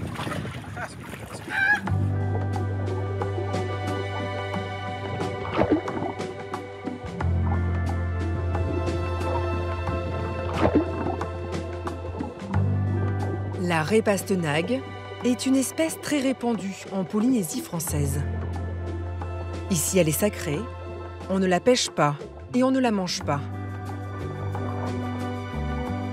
Attention à ne pas lui marcher dessus, la raie peut piquer grâce à sa queue munie d'un dard venimeux. Ça c'est Bruce, c'est un mâle. La différence entre les mâles et les femelles sont plus petits en taille et les femelles sont plus balèzes. Hein. Et les gens, quand ils viennent, ils ont un peu peur de les voir comme ça Parce qu'ils n'ont pas l'habitude, hein. Ils ont l'habitude peut-être de les voir dans les eaux, hein, ou dans les parcs aquatiques. Et ici, l'avantage, c'est qu'ils ne sont pas en cage, hein. Ils sont toujours en liberté et tous les jours, ils reviennent au même endroit. Hein. Elle mange quoi? Des coquillages? C'est incroyable. J'avais jamais vu ça. Et toi, finalement, t'as pas eu trop peur? Non, ça va, mais elles sont grandes. Je préfère quand même quand elles ne sont pas trop proches de moi. Mais les Américains ne sont pas au bout de leurs émotions. Un peu plus au large, derrière la barrière de corail, les attendent les rois des océans. Ah oui, oui. Qu'est-ce qui se passe? Bah, il y a des requins. C'est plutôt effrayant.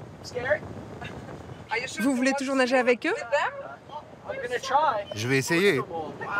Regarde, il y en a des tonnes. Je pensais pas qu'il y en aurait autant.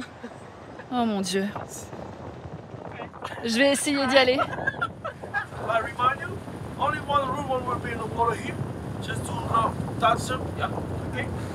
Il y en a des gens qui se sont fait mordre parce qu'ils n'ont pas respecté l'animal.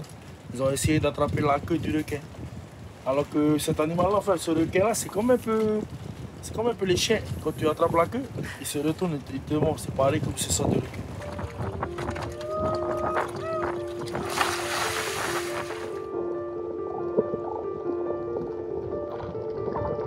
Ashley et Andrew se retrouvent en tête à tête avec des dizaines de requins à pointe noire.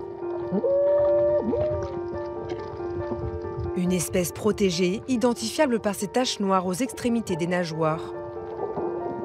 Ces requins peuvent mesurer jusqu'à 2 mètres et vivent principalement dans les eaux tropicales. Initié par son oncle, Ray nage avec eux depuis qu'il a 10 ans. C'est des requins en fait, qui ne sont pas agressifs, mais qui sont un peu fainéants. Ils attendent que les poissons soient morts, les poissons malades, pour les attaquer. C'est pour ça qu'ils chassent en groupe aussi. Hein. Ils peuvent rester dans la même zone pendant plusieurs mois. Leur espérance de vie est de 15 ans. Ils sont magnifiques, très paisibles. Ils glissent avec élégance dans la mer. On a fait des vidéos parce que sinon, personne ne va nous croire. Nos parents vont penser qu'on est complètement fous. Pour dépayser les touristes, le palace mise aussi sur la culture locale. Une fois par semaine, il organise une soirée polynésienne qui commence par la traditionnelle prière.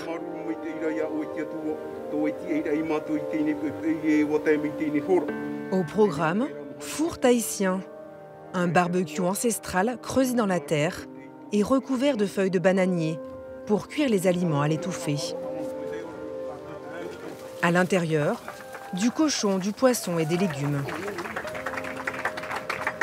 Et pour ajouter au folklore, l'hôtel fait venir une troupe de danseurs qui travaillent pour tous les établissements de luxe de Bora Bora. Alors, je suis en curry, le végétal. Par contre, dos nu. Il n'y a pas de soutien.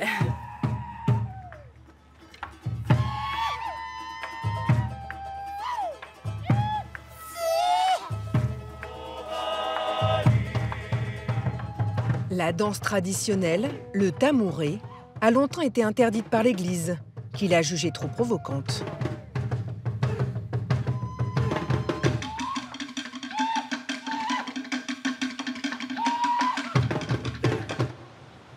Parmi les clients de l'hôtel, des célébrités comme Richard Gere, des footballeurs ou des capitaines d'industrie qui attendent du palace discrétion et tranquillité. Voilà. Aurélie, qui était gendarme en métropole, est chef de la sécurité.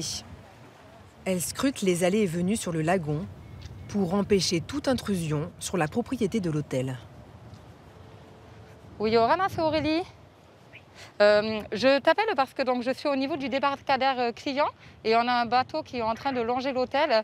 Donc est-ce que tu peux garder un visuel au niveau des caméras pour être sûr qu'il ne s'approche pas? Interdiction pour les bateaux de s'approcher à moins de 20 mètres de l'hôtel. Très bien, je te remercie. Il y a énormément d'entrées possibles, c'est pour ça qu'on a un parc de caméras très important pour effectivement tout quadriller. Voilà, vous en avez une présente sur le bungalow, sur le petit Faré. Vous en avez encore une sur le deuxième bungalow à cet endroit-là. Ça nous permet vraiment, les caméras se croisent toutes, donc on n'a pas une seule partie du lagon qui n'est pas filmée. 50 caméras et jamais aucune intrusion. À l'hôtel, 80% du personnel est polynésien, mais la plupart des postes à responsabilité est tenu par des métropolitains. Comme Uriel, la chef pâtissière, arrivée il y a 2 mois et demi. Ça, c'est le chemin que je prends tous les matins et tous les soirs pour rentrer à la maison. Donc effectivement, il y en a qui disent métro, boulot, dodo. Moi, c'est plus bateau, paysage et maison. Malgré le cadre paradisiaque, l'hôtel a du mal à garder plus de 2 ans les métropolitains qui souffrent de l'isolement et de l'éloignement de leurs proches. Ça va? T'as vu comment il fait beau aujourd'hui? Ouais. Magnifique. Ouais. Bisous. Pour tenter de les fidéliser, la direction les loge gratuitement dans ses appartements à 2 pas de l'hôtel.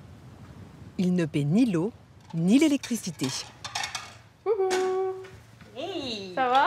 Ça va et toi? Oui. Tu fais quoi? Bah du coup, je fais à manger. Comme ça, ce sera fait. Ouais. Et puis, Uriel vit en couple avec Pauline, l'une des responsables du spa de l'hôtel. À elles deux, elles gagnent 5 500 € net.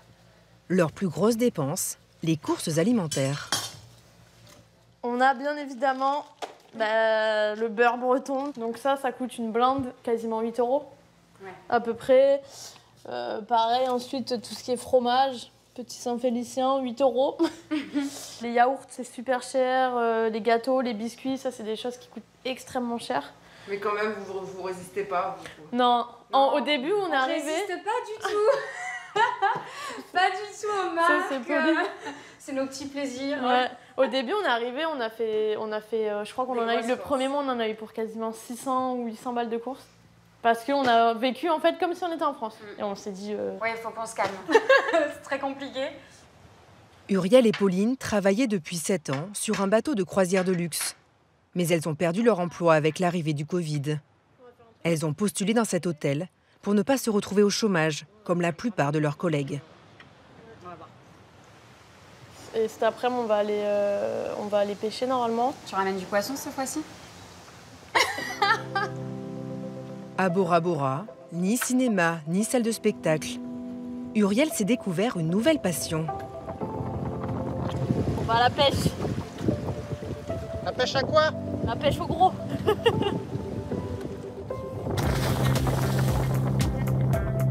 La jeune pâtissière vient de s'acheter un harpon. Elle s'entraîne 2 fois par semaine.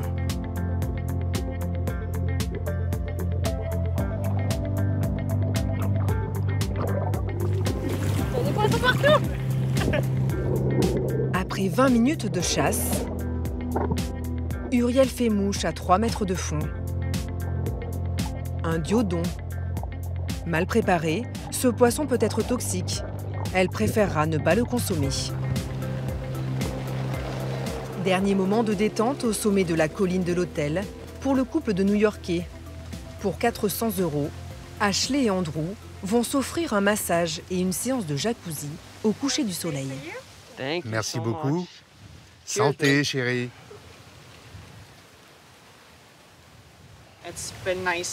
Ça fait tellement de bien d'être déconnecté.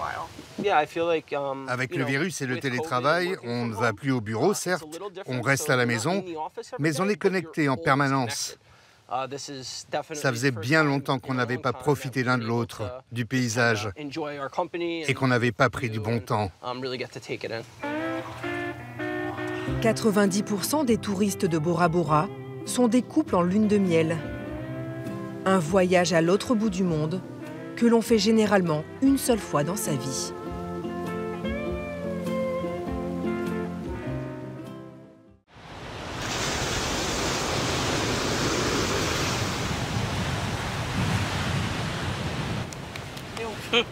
Viens mon beau, mon chéri.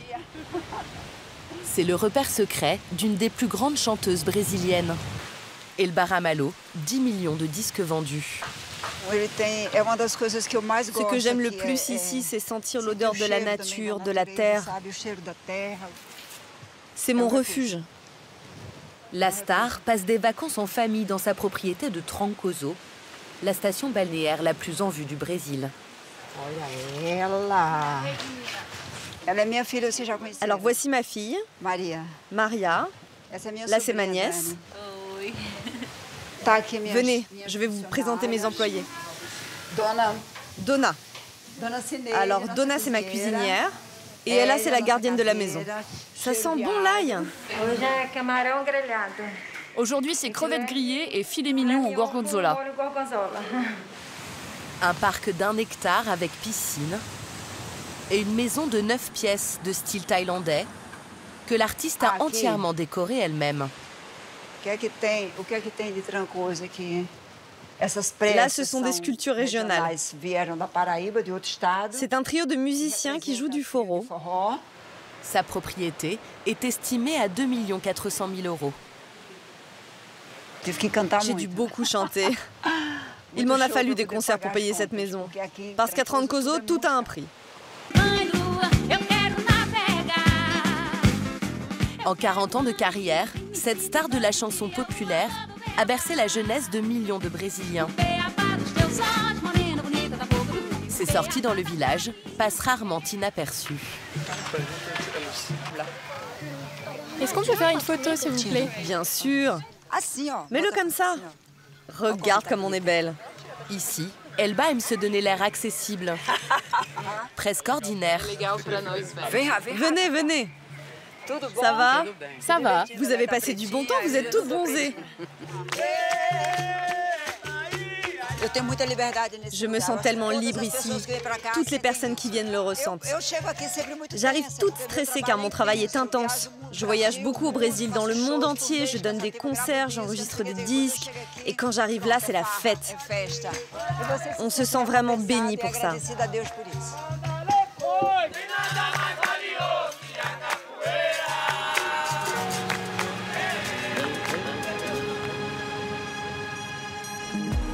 Dans le pays qui compte le plus de millionnaires d'Amérique latine, ces plages sont devenues le refuge des ultra-riches.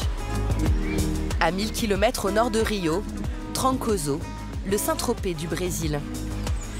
Sa place d'hélice, le Quadrado, une enfilade de maisons de pêcheurs classées au patrimoine mondial de l'UNESCO. La parfaite carte postale, où se mélangent les locaux et les voyageurs fortunés. Le footballeur Neymar, Naomi Campbell ou encore Beyoncé ont foulé ces 7 km de plage préservée. Ici, pas encore de boutiques de grandes marques ou de boîtes de nuit branchées, mais des soirées privées. Des hôtels de luxe où la chambre coûte 1 500 € la nuit et des dizaines de villas somptueuses qui s'arrachent jusqu'à 40 000 € la semaine. Ce matin-là, de riches clients arrivent de Sao Paulo en jet privé. Raccourcis un peu les tiges de quelques centimètres, là, devant. Tachi, tu peux mettre la table dehors? Ils seront 5. Un grand avocat et sa famille séjourneront pendant 10 jours dans cette maison de 650 mètres carrés. Tout est prêt dans le sauna? Le loyer est exorbitant, 8 400 € la semaine, 50 fois le salaire mensuel minimum dans le pays. Je teste l'eau chaude. Le personnel est compris dans le tarif. Teresa n'est pas la propriétaire. Elle est à la tête d'une agence immobilière et touche 15% de commission sur chaque location. Située dans le centre du village, son entreprise gère un portefeuille de 80 villas et emploie 10 salariés. Raoul, il faut que je te parle. Teresa l'a créé avec son mari Raoul. Le couple a quitté Sao Paulo il y a 7 ans pour se lancer dans l'immobilier de luxe. Je voulais voir avec toi quand est-ce qu'on pouvait faire la réunion avec le propriétaire de la maison de Barra Grande. Elle travaillait dans le milieu de la mode, Raoul dans la finance. Lui s'occupe de la vente des villas. Celle-ci fait partie des plus belles maisons. Il y a une terrasse avec vue sur la mer au-dessus du jardin. Elle vaut 4 millions d'euros. Ça fait partie des maisons les plus chères du Brésil, sans aucun doute. Le prix moyen est très élevé à Trancoso. Des villas somptueuses, mais des routes qui le sont moins. Ça balance un peu. Il y a eu des projets pour bétonner les routes et mettre des pavés dans les rues de Trancoso. Mais on a fait pression pour que ça ne se fasse pas. Sinon, on allait voir arriver des hordes de touristes. Ce boom du marché immobilier a permis à certains Brésiliens de faire fortune. Salut, je suis passé devant ton bureau. Mais fallait entrer. Comme Flavio, un architecte d'intérieur originaire de Rio, devenu millionnaire. Il possède 7 villas à Trancoso. Celle-ci est à vendre avec tout le mobilier et la décoration, comme c'est l'usage ici. 468 mètres carrés, 5 chambres, avec piscine et vue sur mer. Prix de vente, 1 400 000 €. Voilà de l'eau de coco fraîche de Bahia. Bien fraîche. Raoul voudrait y apporter quelques modifications pour la rendre encore plus attractive. Il faudrait pas gâcher cette vue, avec une construction ou trop de végétation. Mais je pourrais installer une pergola, par exemple, ou des hamacs. Oui, tu peux. Ce qu'il faudrait faire surtout, c'est agrandir la piscine. Flavio a bâti sa fortune grâce à une première maison achetée en 1999, revendue 10 ans plus tard, 30 fois plus cher. C'était une grande ferme avec 280 mètres de plage privée. Un homme très riche est venu, il est tombé amoureux de la maison et il l'a achetée. Après cette vente, on a construit 3 maisons et ainsi de suite. Ma chance, c'est d'avoir été au bon endroit, au bon moment.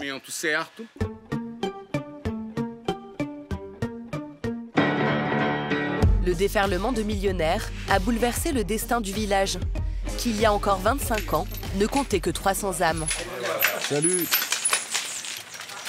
Joao est un nativos, un natif de Trancoso. Bonjour, ça va? Son père Elias et sa mère Jeannette vivent désormais grâce au tourisme, là où leurs ancêtres subsistaient grâce au troc et à la pêche. Il y a du jus d'ananas avec de la menthe. Jeannette gère son propre restaurant, tout comme sa grande sœur Silvana. Joao, lui, tient la seule pizzeria du Quadrado. Ma mère était une guerrière et elle nous a transmis ça. Être prête à tout et ne jamais se décourager.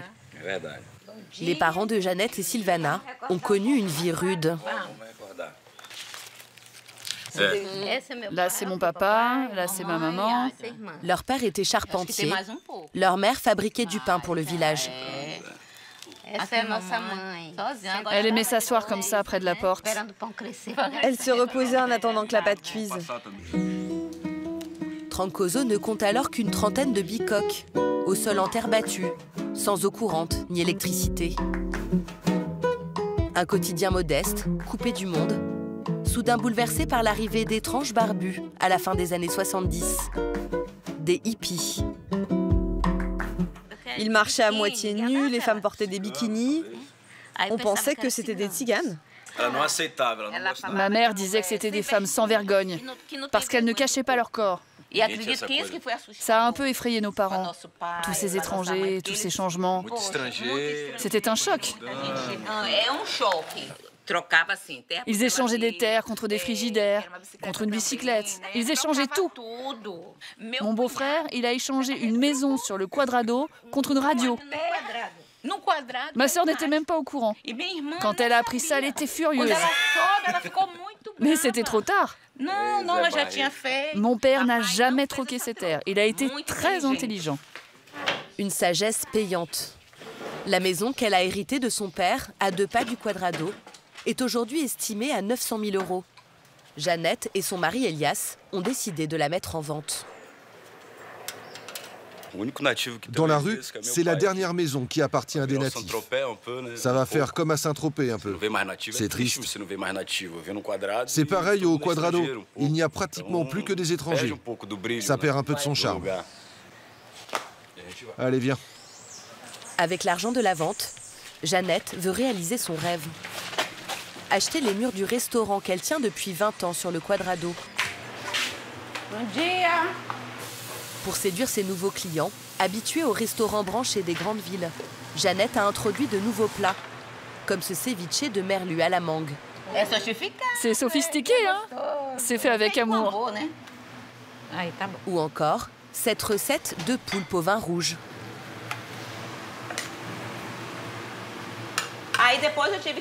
J'ai dû prendre des cours de cuisine parce que les clients devenaient exigeants. Ils veulent goûter d'autres choses, alors il faut tout le temps innover et inventer de nouveaux plats. Viens, on va prendre une photo. Miel, la fille de Jeannette, a même convaincu sa mère de se mettre aux réseaux sociaux. Mets-toi de l'autre côté maintenant. Elle est très bien. Là, j'ai rajouté un filtre. Ah, ça rend encore mieux. Je vais la poster sur Instagram. C'est le progrès. Un monde nouveau. Les gens arrivent, ils ne demandent même plus quel est le meilleur plat. Ils demandent le code Wi-Fi. C'est le monde moderne. Il faut suivre. Autre signe des temps modernes, Jeannette, petite fille de pêcheur, se fait désormais livrer son poisson 1 fois par semaine de la grande ville voisine. Et dès qu'elle le reçoit, elle le congèle. C'est que du poisson. Je dirais que j'ai 250 kilos.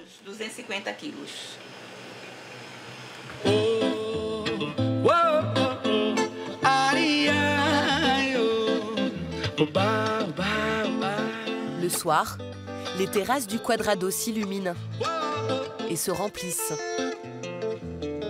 Voici la langouste et son velouté de crevettes. Bon appétit. Merci beaucoup. Le plat le plus cher de la carte, à 35 €. Les tarifs ici avoisinent ceux des restaurants chics de Sao Paulo. Ah, c'est délicieux. Merveilleux. Le restaurant de Jeannette sert jusqu'à 300 couverts par jour.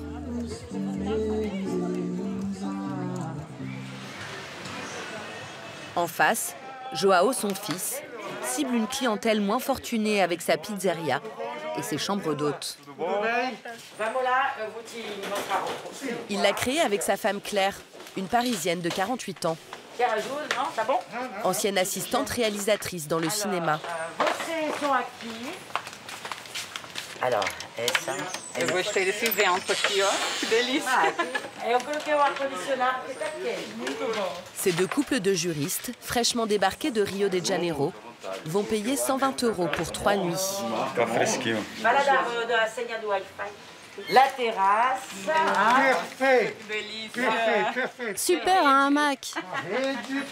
Le tarif minimum pour s'offrir un peu de ce paradis pour riches. Il y a plein de gens célèbres qui viennent ici. C'est un endroit très connu au Brésil, notamment pour organiser des mariages. Et comme on va se marier, je me dis qu'on pourrait l'organiser ici parce que c'est un endroit magnifique. Et voilà la pizza. Pizza de jour. Parisienne et la Roma. Normalement, c'est la Regina, je crois que ça s'appelle. Mais moi, je l'ai appelée la Parisienne. Pour faire... C'est la petite touche. Pour se la faire, quoi. Une chambre d'hôte, une pizzeria. La Parisienne et le natif voient même encore plus loin. Voilà, Claire. Leur nouveau défi, toucher eux aussi les millionnaires avec cette villa qu'ils ont fait construire et qu'ils s'apprêtent à mettre en location. La piscine, c'est obligatoire. Si t'as pas de piscine, tu loues pas. Un héritage de 300 000 € et toutes les économies du couple y sont passées. Question de standing, Claire a dû recruter une gouvernante. Então, Mary, tudo bem? Hoje, qu'est-ce que falta para receber os hospedes? Isso, faltar 6. Falta 6 do pequeno. Il en faudrait 6 plus petits. Mais moi, la première location, j'ai un peu les pétoches, quoi, de me rater. On ne doit rien oublier parce qu'une erreur, ça peut nous coûter cher. Ça ne peut avoir un mauvais retour sur la maison. Parce que le but, là, maintenant, c'est de louer et d'avoir des bons commentaires, des bonnes notes, voilà, comme à l'école, quoi. Pour parfaire la décoration de sa maison, Claire s'est fixé un budget de 600 €. Mais ici, les boutiques pratiquent quasiment déjà les prix de Saint-Tropez. Claire, viens par ici. Tu sais, sur la terrasse, derrière ton canapé. C'est très beau, très élégant. Quoi de couche? 470. Ça fait moins de 100 €, ça c'est sûr. Pour le moindre coussin, comptez 50 €. Não precisa de colocar 15, colocar 2. Bah quand même, 2 sur le canapé et 1 sur chaque fauteuil. Alors, quanto custa esse? 650 ou 850. 650 é melhor. Então, Marissa. Alors, Claire, le total, ça fait... Le total, donc c'est 14 990 reais. Soit 2 370 €. Ça va rentrer dans la voiture? Ouais, mais j'ai encore de la place. Malheureusement, j'ai les poches vides. Claire pourra louer sa maison jusqu'à 11 000 € la semaine en haute saison. Des ultra-riches d'un côté, des ultra-pauvres de l'autre, comme dans le reste du Brésil. Dans l'ombre des villas de luxe, les faubourgs de Trancoso, beaucoup moins fastueux. La ville compte aujourd'hui 10 000 habitants et ne cesse de s'étendre pour abriter l'afflux de main-d'œuvre. Des jardiniers, des femmes de chambre, des serveurs venus de tout le Brésil en quête d'un emploi. Cléa a trouvé un poste d'aide cuisinière dès son arrivée il y a 1 an. On va mettre le masque. Sa colocataire, Gabrielle, est vendeuse. Je vais vous prendre 3 saucisses. Et c'est combien le kilo de bacon? 33 reals 99. 33 reals? C'est cher. Ici, les prix sont 2 fois plus élevés que dans la majorité des villes du pays. Regarde le kilo de riz. 8 reals, c'est absurde. Faire les courses ici, c'est horrible. Les tarifs, c'est abusé. Il devrait y avoir un prix pour les touristes, un prix pour les natifs ou les locaux. Mais ici, ils ne font aucune différence. Cléa gagne 165 € par mois, le salaire minimum au Brésil. Elle partage cette maison avec Gabriel et 2 autres travailleurs. Ça, c'est la cuisine. Ça, c'est la chambre de mon amie et de son copain, avec vue sur ma chambre. Elle n'a qu'à ouvrir la fenêtre pour me voir là. Le loyer est de 120 € par mois. Tu vas utiliser les oignons et les tomates vertes, Gabi? Mais malgré tout, pour Cléa, Trancoso reste une terre d'opportunités, surtout dans un pays où le taux de chômage a atteint 14% à cause de la pandémie. Ici, c'est très facile de trouver du travail. Il suffit de marcher dans la rue et tu vois plein d'annonces affichées sur les devantures, surtout des postes d'aide cuisinière. Par contre, je passe tous les jours devant des choses super belles, mais inaccessibles. Je ne pourrais jamais me les offrir. Le quotidien de Cléa est aux antipodes des paillettes et des soirées chics. Comme celle à laquelle se rend ce soir-là la chanteuse Elba Ramalho. Elle donne un concert au Club Med de Trancoso.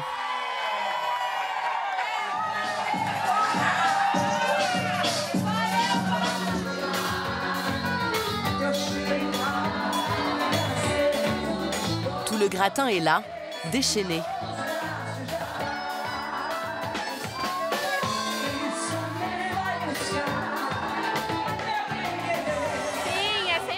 Il y a toujours plein de soirées, plein de joie, de bonne humeur, d'amour. C'est trop bien. En haute saison, Trancoso multiplie sa population par 3.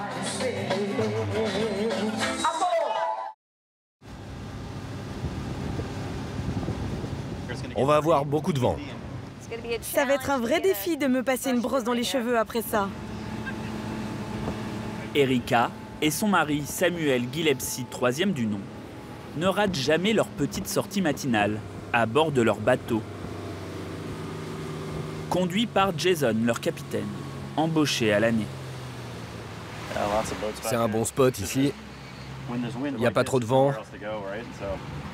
Chaque jour, il les emmène dans ces lagons bleu turquoise.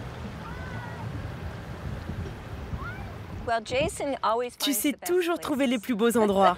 Jason, c'est là que se trouvent les iguanes? Oui, oui. Je suis surpris, car on devrait en voir dans les buissons. Ah, il y en a un là-bas. Oui, je le vois. C'est si tranquille, si paisible. C'est mon sanctuaire. Nous vivons dans un monde de fous. Alors, avoir la possibilité de venir ici, c'est... C'est quoi cette chanson déjà? Voilà, c'est ça. Erika est loin, très loin d'avoir des soucis. Le soleil revient, c'est très beau. Son mari a fait fortune en trouvant du pétrole et du gaz en Afrique. Il a gagné plusieurs milliards de dollars et vit une retraite paisible entre les États-Unis et les Caraïbes.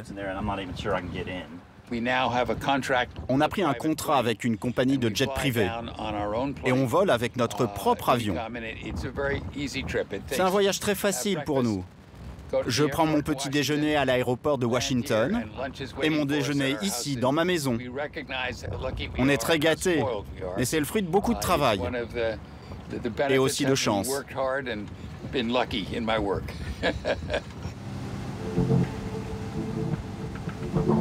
Le petit paradis d'Erika et Samuel, les Turks et Caicos, surnommés les îles turquoises. Un archipel britannique de 44 îles quasi désertes entre les Bahamas et Cuba. Des kilomètres de plages de sable blanc et 30 degrés en moyenne toute l'année. Une faune marine exceptionnelle. La 4e plus grande barrière de corail au monde, 225 km de long.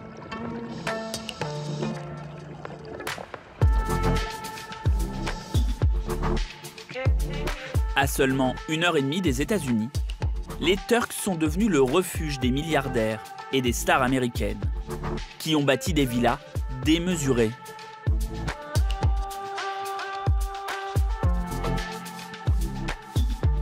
Celle de Bruce Willis, achetée 34 millions de dollars.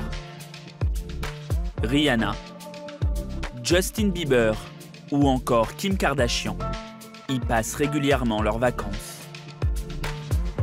Au service de ces ultra-riches, une armée de petites mains venues des îles les plus pauvres des Caraïbes, parfois au péril de leur vie. En 20 ans, cet archipel a connu un boom de l'immobilier qui modifie sans cesse son littoral et pose des problèmes environnementaux. Passez une bonne journée. Merci. Erika et Samuel ont choisi l'archipel pour sa beauté, mais aussi pour une criminalité quasi inexistante. Dans la plupart des îles des Caraïbes où nous sommes allés, les touristes sont obligés de rester à l'hôtel. Alors qu'ici, aux Turks, la police connaît tout le monde. Nos enfants et nos petits-enfants peuvent sortir sans souci en discothèque ou dans un karaoké. Enfin à la maison, la Dolce Vita. Le couple a acheté la villa Dolce Vita, baptisée ainsi en référence à la douceur de vivre italienne. Une bâtisse de 1200 mètres carrés sur un terrain de 1,5 hectare, avec accès direct à la mer. On y compte 7 piscines, un jacuzzi. C'est l'une des plus belles demeures de l'île, estimée à 24 millions d'euros. Ici, c'est la grande salle. On l'a appelée comme ça parce qu'elle est vraiment très grande. On s'en sert quand on fait des fêtes ou pour les réceptions de ma fille. C'est toujours ici que les soirées commencent. Erika a dépensé des millions d'euros pour la rénover et pour la meubler avec des objets d'art dignes des plus grands musées. Ça, je l'ai acheté à New York. C'est quoi déjà le nom du sculpteur? Giacometti. Oui, Giacometti. J'étais avec mon architecte d'intérieur et il m'a juste dit « Vas-y, prends-le ». Erika explique ne plus savoir combien elle l'a acheté. Les sculptures d'Alberto Giacometti, pour les plus grandes comme celle-ci, s'échangent sur le marché de l'art entre 10 millions et 125 millions d'euros. Pour traverser sa maison d'un bout à l'autre, Erika doit marcher une bonne quinzaine de minutes. Une dizaine de pièces, 9 chambres avec salle de bain, toutes avec un accès piscine. Il n'y a qu'à ouvrir la porte pour sauter dans la piscine et aller nager.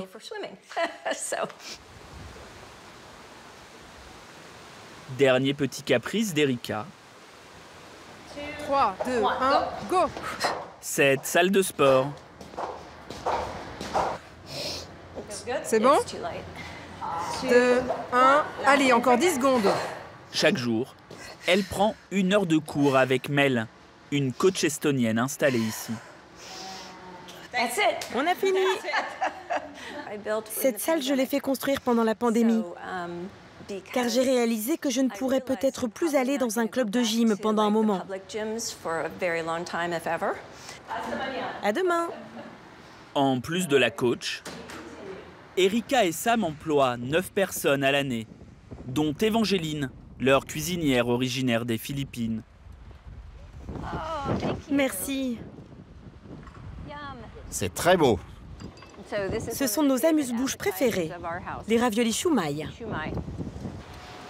Le couple passe 6 mois par an ici, mais dépense 600 000 euros à l'année, en salaire et pour l'entretien de la maison. Pour ceux qui n'ont pas les moyens de s'offrir une villa, l'archipel offre 25 hôtels de luxe. Hey, café, how are you? Ça va, ça va. L'un des plus prisés est dirigé par Thierry Grandcir, un Français de 58 ans. Sa clientèle est exclusivement américaine, avec chaque jour 28 vols en provenance des États-Unis. Nous avons 21 arrivées aujourd'hui. On est sur 15 départs. New York, il y a 3-4 avions par jour, des différents aéroports. Atlanta, Charlotte, Boston, Philadelphia, Washington, Miami, Chicago, Dallas, Houston. Là, c'est tous les villes qui viennent directement chez nous. Who's the guest? Ce sont des gens qui arrivent du nord des États-Unis. Il faut vérifier la chambre une deuxième fois. L'hôtel comporte 82 appartements. On a mis le vin et toutes les boissons au frais. The one we don't do, for penthouse, we should do the highest bucket. At some point. Pour cette suite de 400 mètres carrés. Oui, là par exemple, c'est pas très bien au milieu. L'inspection va durer 1 heure. Au milieu, bien droit. Tu vois, ces petits détails. Non, c'est une chambre... le coussin, là, pour être un peu plus droit. Ouais, il n'est pas complètement droit.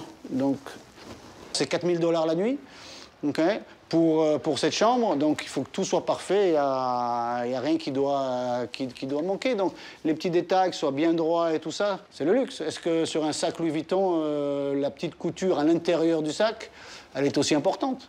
Et il n'y a peut-être que les gens qui le font, qui le voient. Ben, c'est pareil pour l'hôtellerie.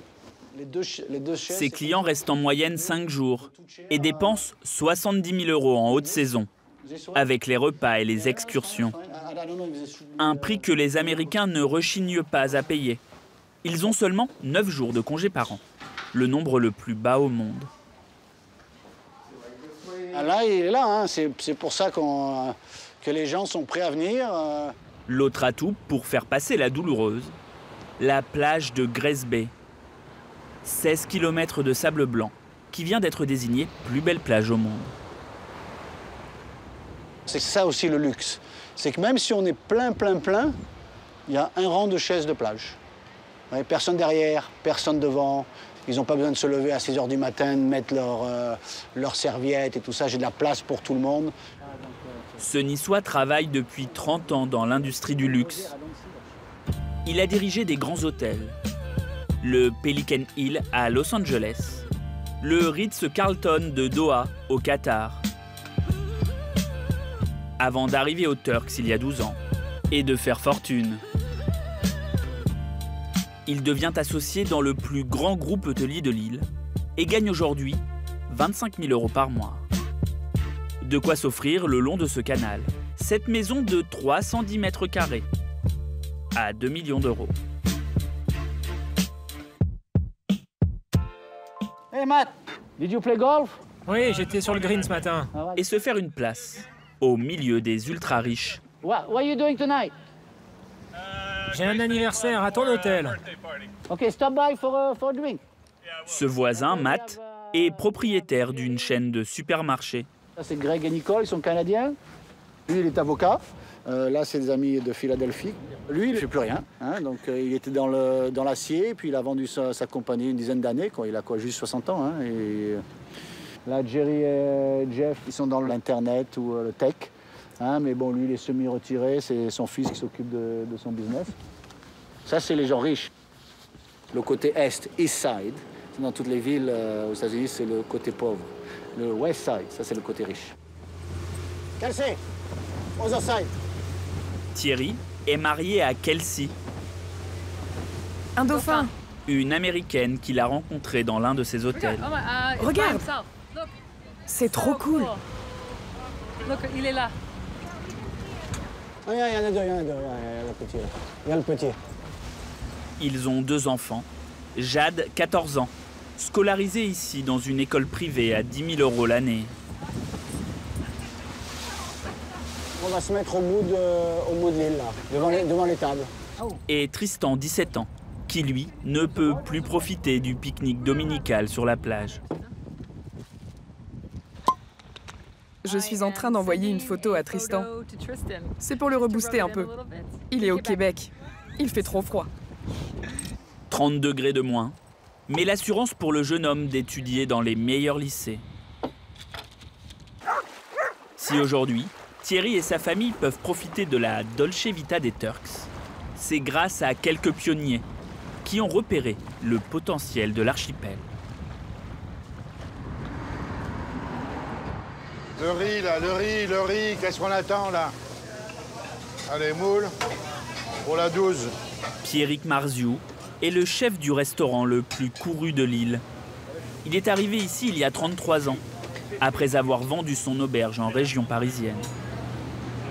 Alors les gars, pour commencer, des escargots, des moules, un homard et 2 steaks au poivre, dont un à point. À sa carte, uniquement des spécialités françaises. Table 11. Steak au poivre, gratin dauphinois, escargot. Beaucoup d'ail surtout. Mais le plat le plus demandé, le foie gras maison. Voilà. Voilà. Tu vois, ça donne ça. Tu vois quand même les morceaux. Fait avec des foies frais importés du Canada.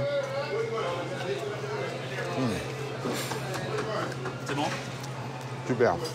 Non, à Noël, par exemple, on en vend des kilos, peut-être 30 kilos, 40 kilos, tu vois. Pourquoi les Américains en raffolent du foie gras? Bah, parce que ça leur plaît.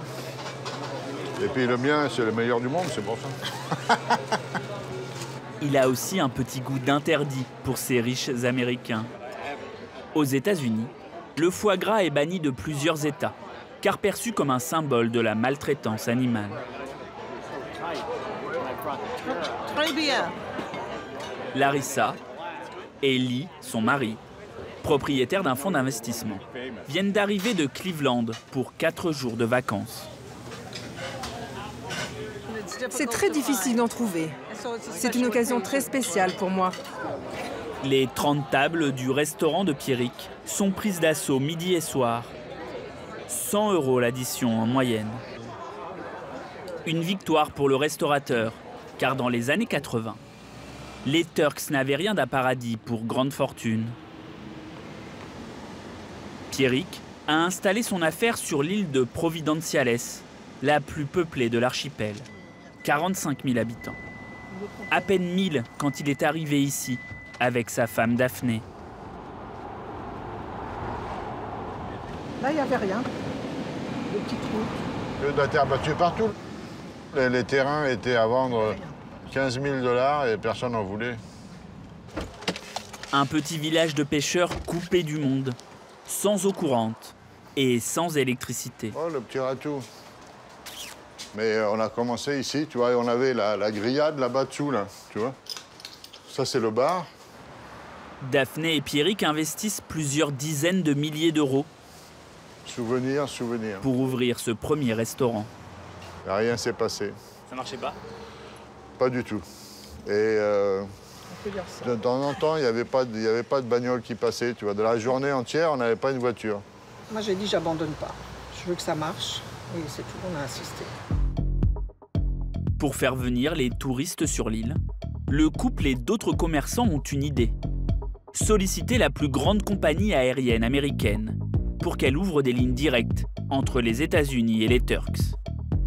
La société accepte, mais leur demande une contrepartie. 250 000 € qui couvrirait ses pertes en cas d'échec. Tous sortent le chéquier. Et ça marche. Les touristes débarquent par centaines. Le Keiko's Café, leur affaire, est enfin lancé. Pierrick et Daphné montent un autre restaurant, un bar à vin, et font construire une petite zone commerciale avec 10 boutiques. Daphné craque aussi pour cette grande maison en bord de plage. Voilà.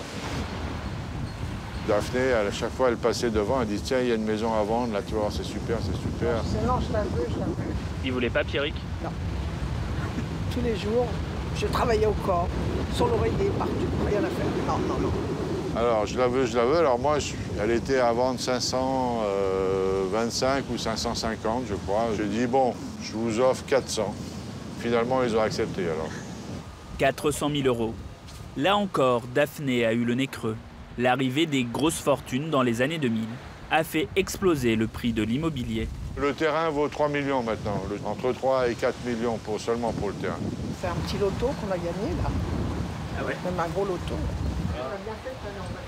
Cette perspective de faire fortune attire aujourd'hui des gens du monde entier.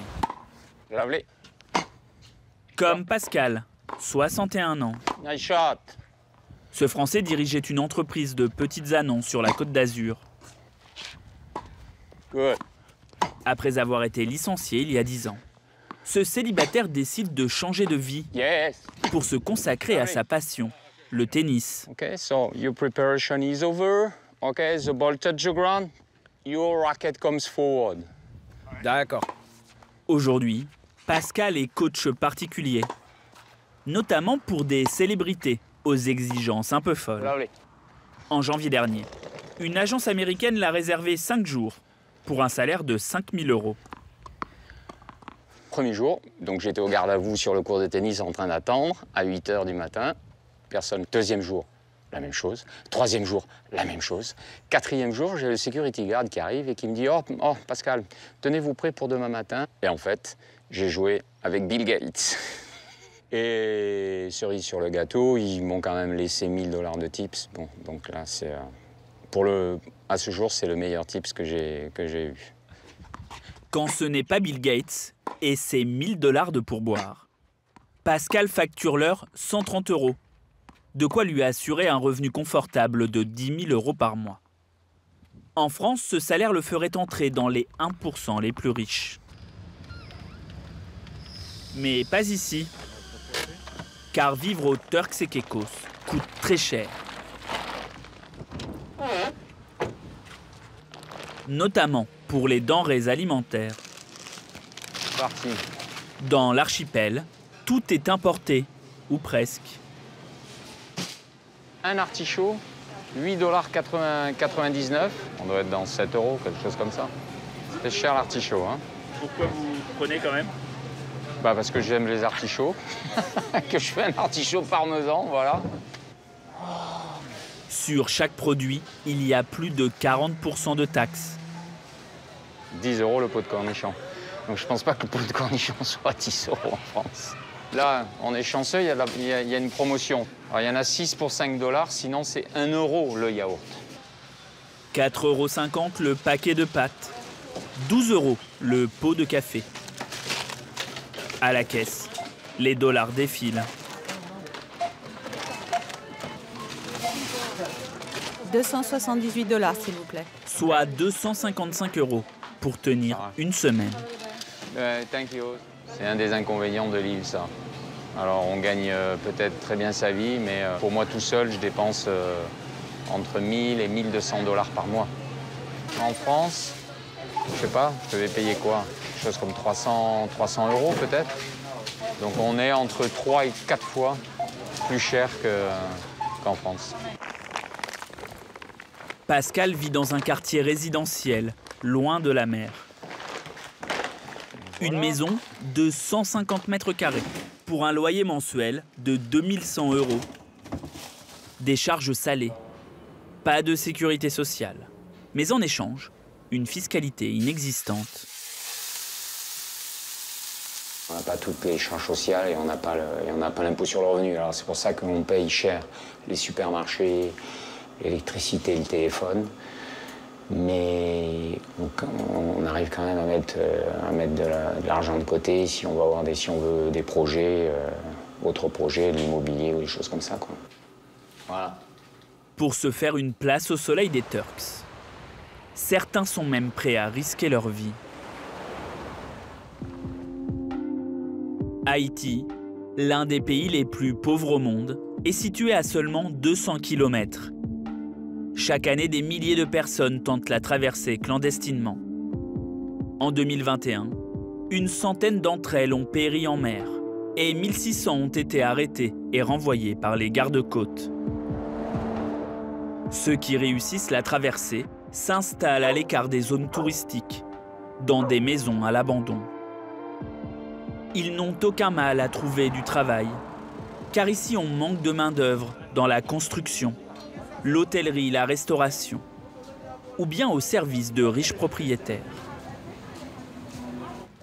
Ce job leur permet d'obtenir un permis de travail et de régulariser leur situation. Jeannot, 32 ans, était instituteur à Haïti et gagnait 130 € par mois. Aujourd'hui, il est homme à tout faire. Je suis ici, je m'adapte ici. À ce que je trouve à faire, je m'adapte à ça. C'est ce qui est important pour moi, c'est gagner ma vie, faire de l'argent avec dignité. C'est ce qui m'intéresse. Jeannot bricole, jardine, 9 heures par jour, 6 jours sur 7, pour 1 300 € par mois. À peu près ce que gagnent tous les Haïtiens ici. De quoi payer le loyer de son appartement en colocation et d'envoyer de l'argent au pays. Un tiers de son salaire permet d'aider ses parents, son frère, sa sœur et quelques amis. Comme ça, ils peuvent acheter des aliments, peuvent aller à l'hôpital, acheter des médicaments, tout ça. Parce qu'il n'y a pas de l'assurance de santé en Haïti pour certaines personnes, je pense. Des personnes comme mes parents n'ont pas d'assurance de santé. C'est pas dur de porter ça sur vos épaules à vous? On est habitués. Nous, les Haïtiens, on sort pour ça. On sort pour soutenir les autres. Ouais. Ce flot de main-d'œuvre bon marché n'est pas près de se tarir, car aux Turks, les besoins sont croissants. Notamment dans la construction.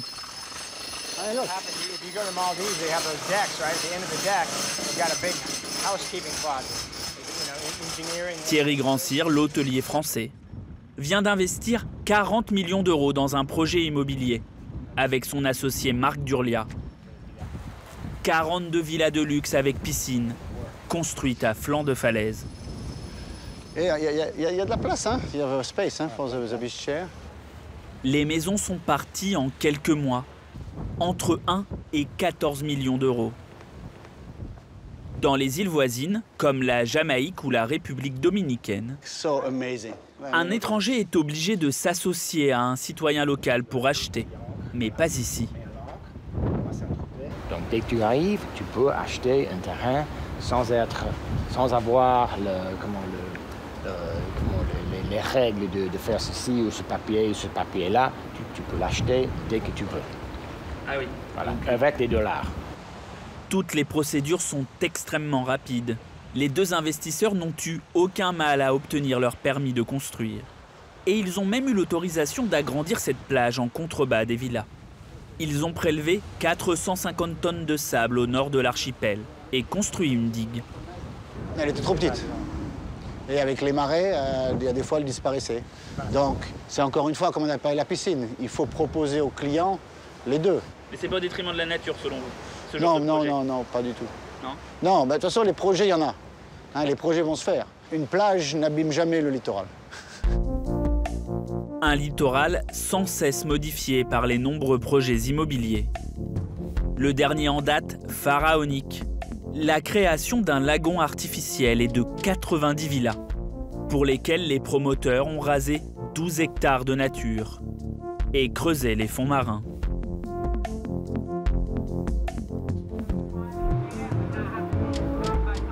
Les défenseurs de l'environnement tirent la sonnette d'alarme. Okay, wait, tanks on the engine hatch, boo-how. Notamment Alizé Zimmerman, une océanographe de 33 ans, qui a grandi dans l'archipel. RJ, for your zip ties. Elle a constaté récemment la disparition de plusieurs espèces de corail, vieilles de milliers d'années, à cause d'une nouvelle maladie, un champignon qui dévaste tout sur son passage. Ça, c'est un corail qui est mort très récemment. On sait qu'il est mort récemment parce qu'il est très blanc sur certains endroits. La première fois que j'ai vu ça, on aurait dit que quelqu'un a mis de l'acide sur un des coraux. Cette maladie a été observée la première fois pendant un énorme projet pour le port de Miami et où ils faisaient du dredging, où ils creusent pour approfondir pour les plus gros bateaux. Sans le corail, les poissons ils vont commencer à disparaître parce qu'ils n'ont pas leur nourriture, leur maison. Ce qu'on va commencer à trouver, c'est une mer morte, une mer vide. Pour sauver le récif, elle et son équipe plongent régulièrement. Comme on bouture des plantes, ils découpent des morceaux de coraux prélevés au fond de la mer et les cultivent plus loin, là où il n'y a plus rien, sur ces grandes échelles. En quelques semaines, le corail repousse, les échelles sont retirées, un récif réapparaît. La vie reprend.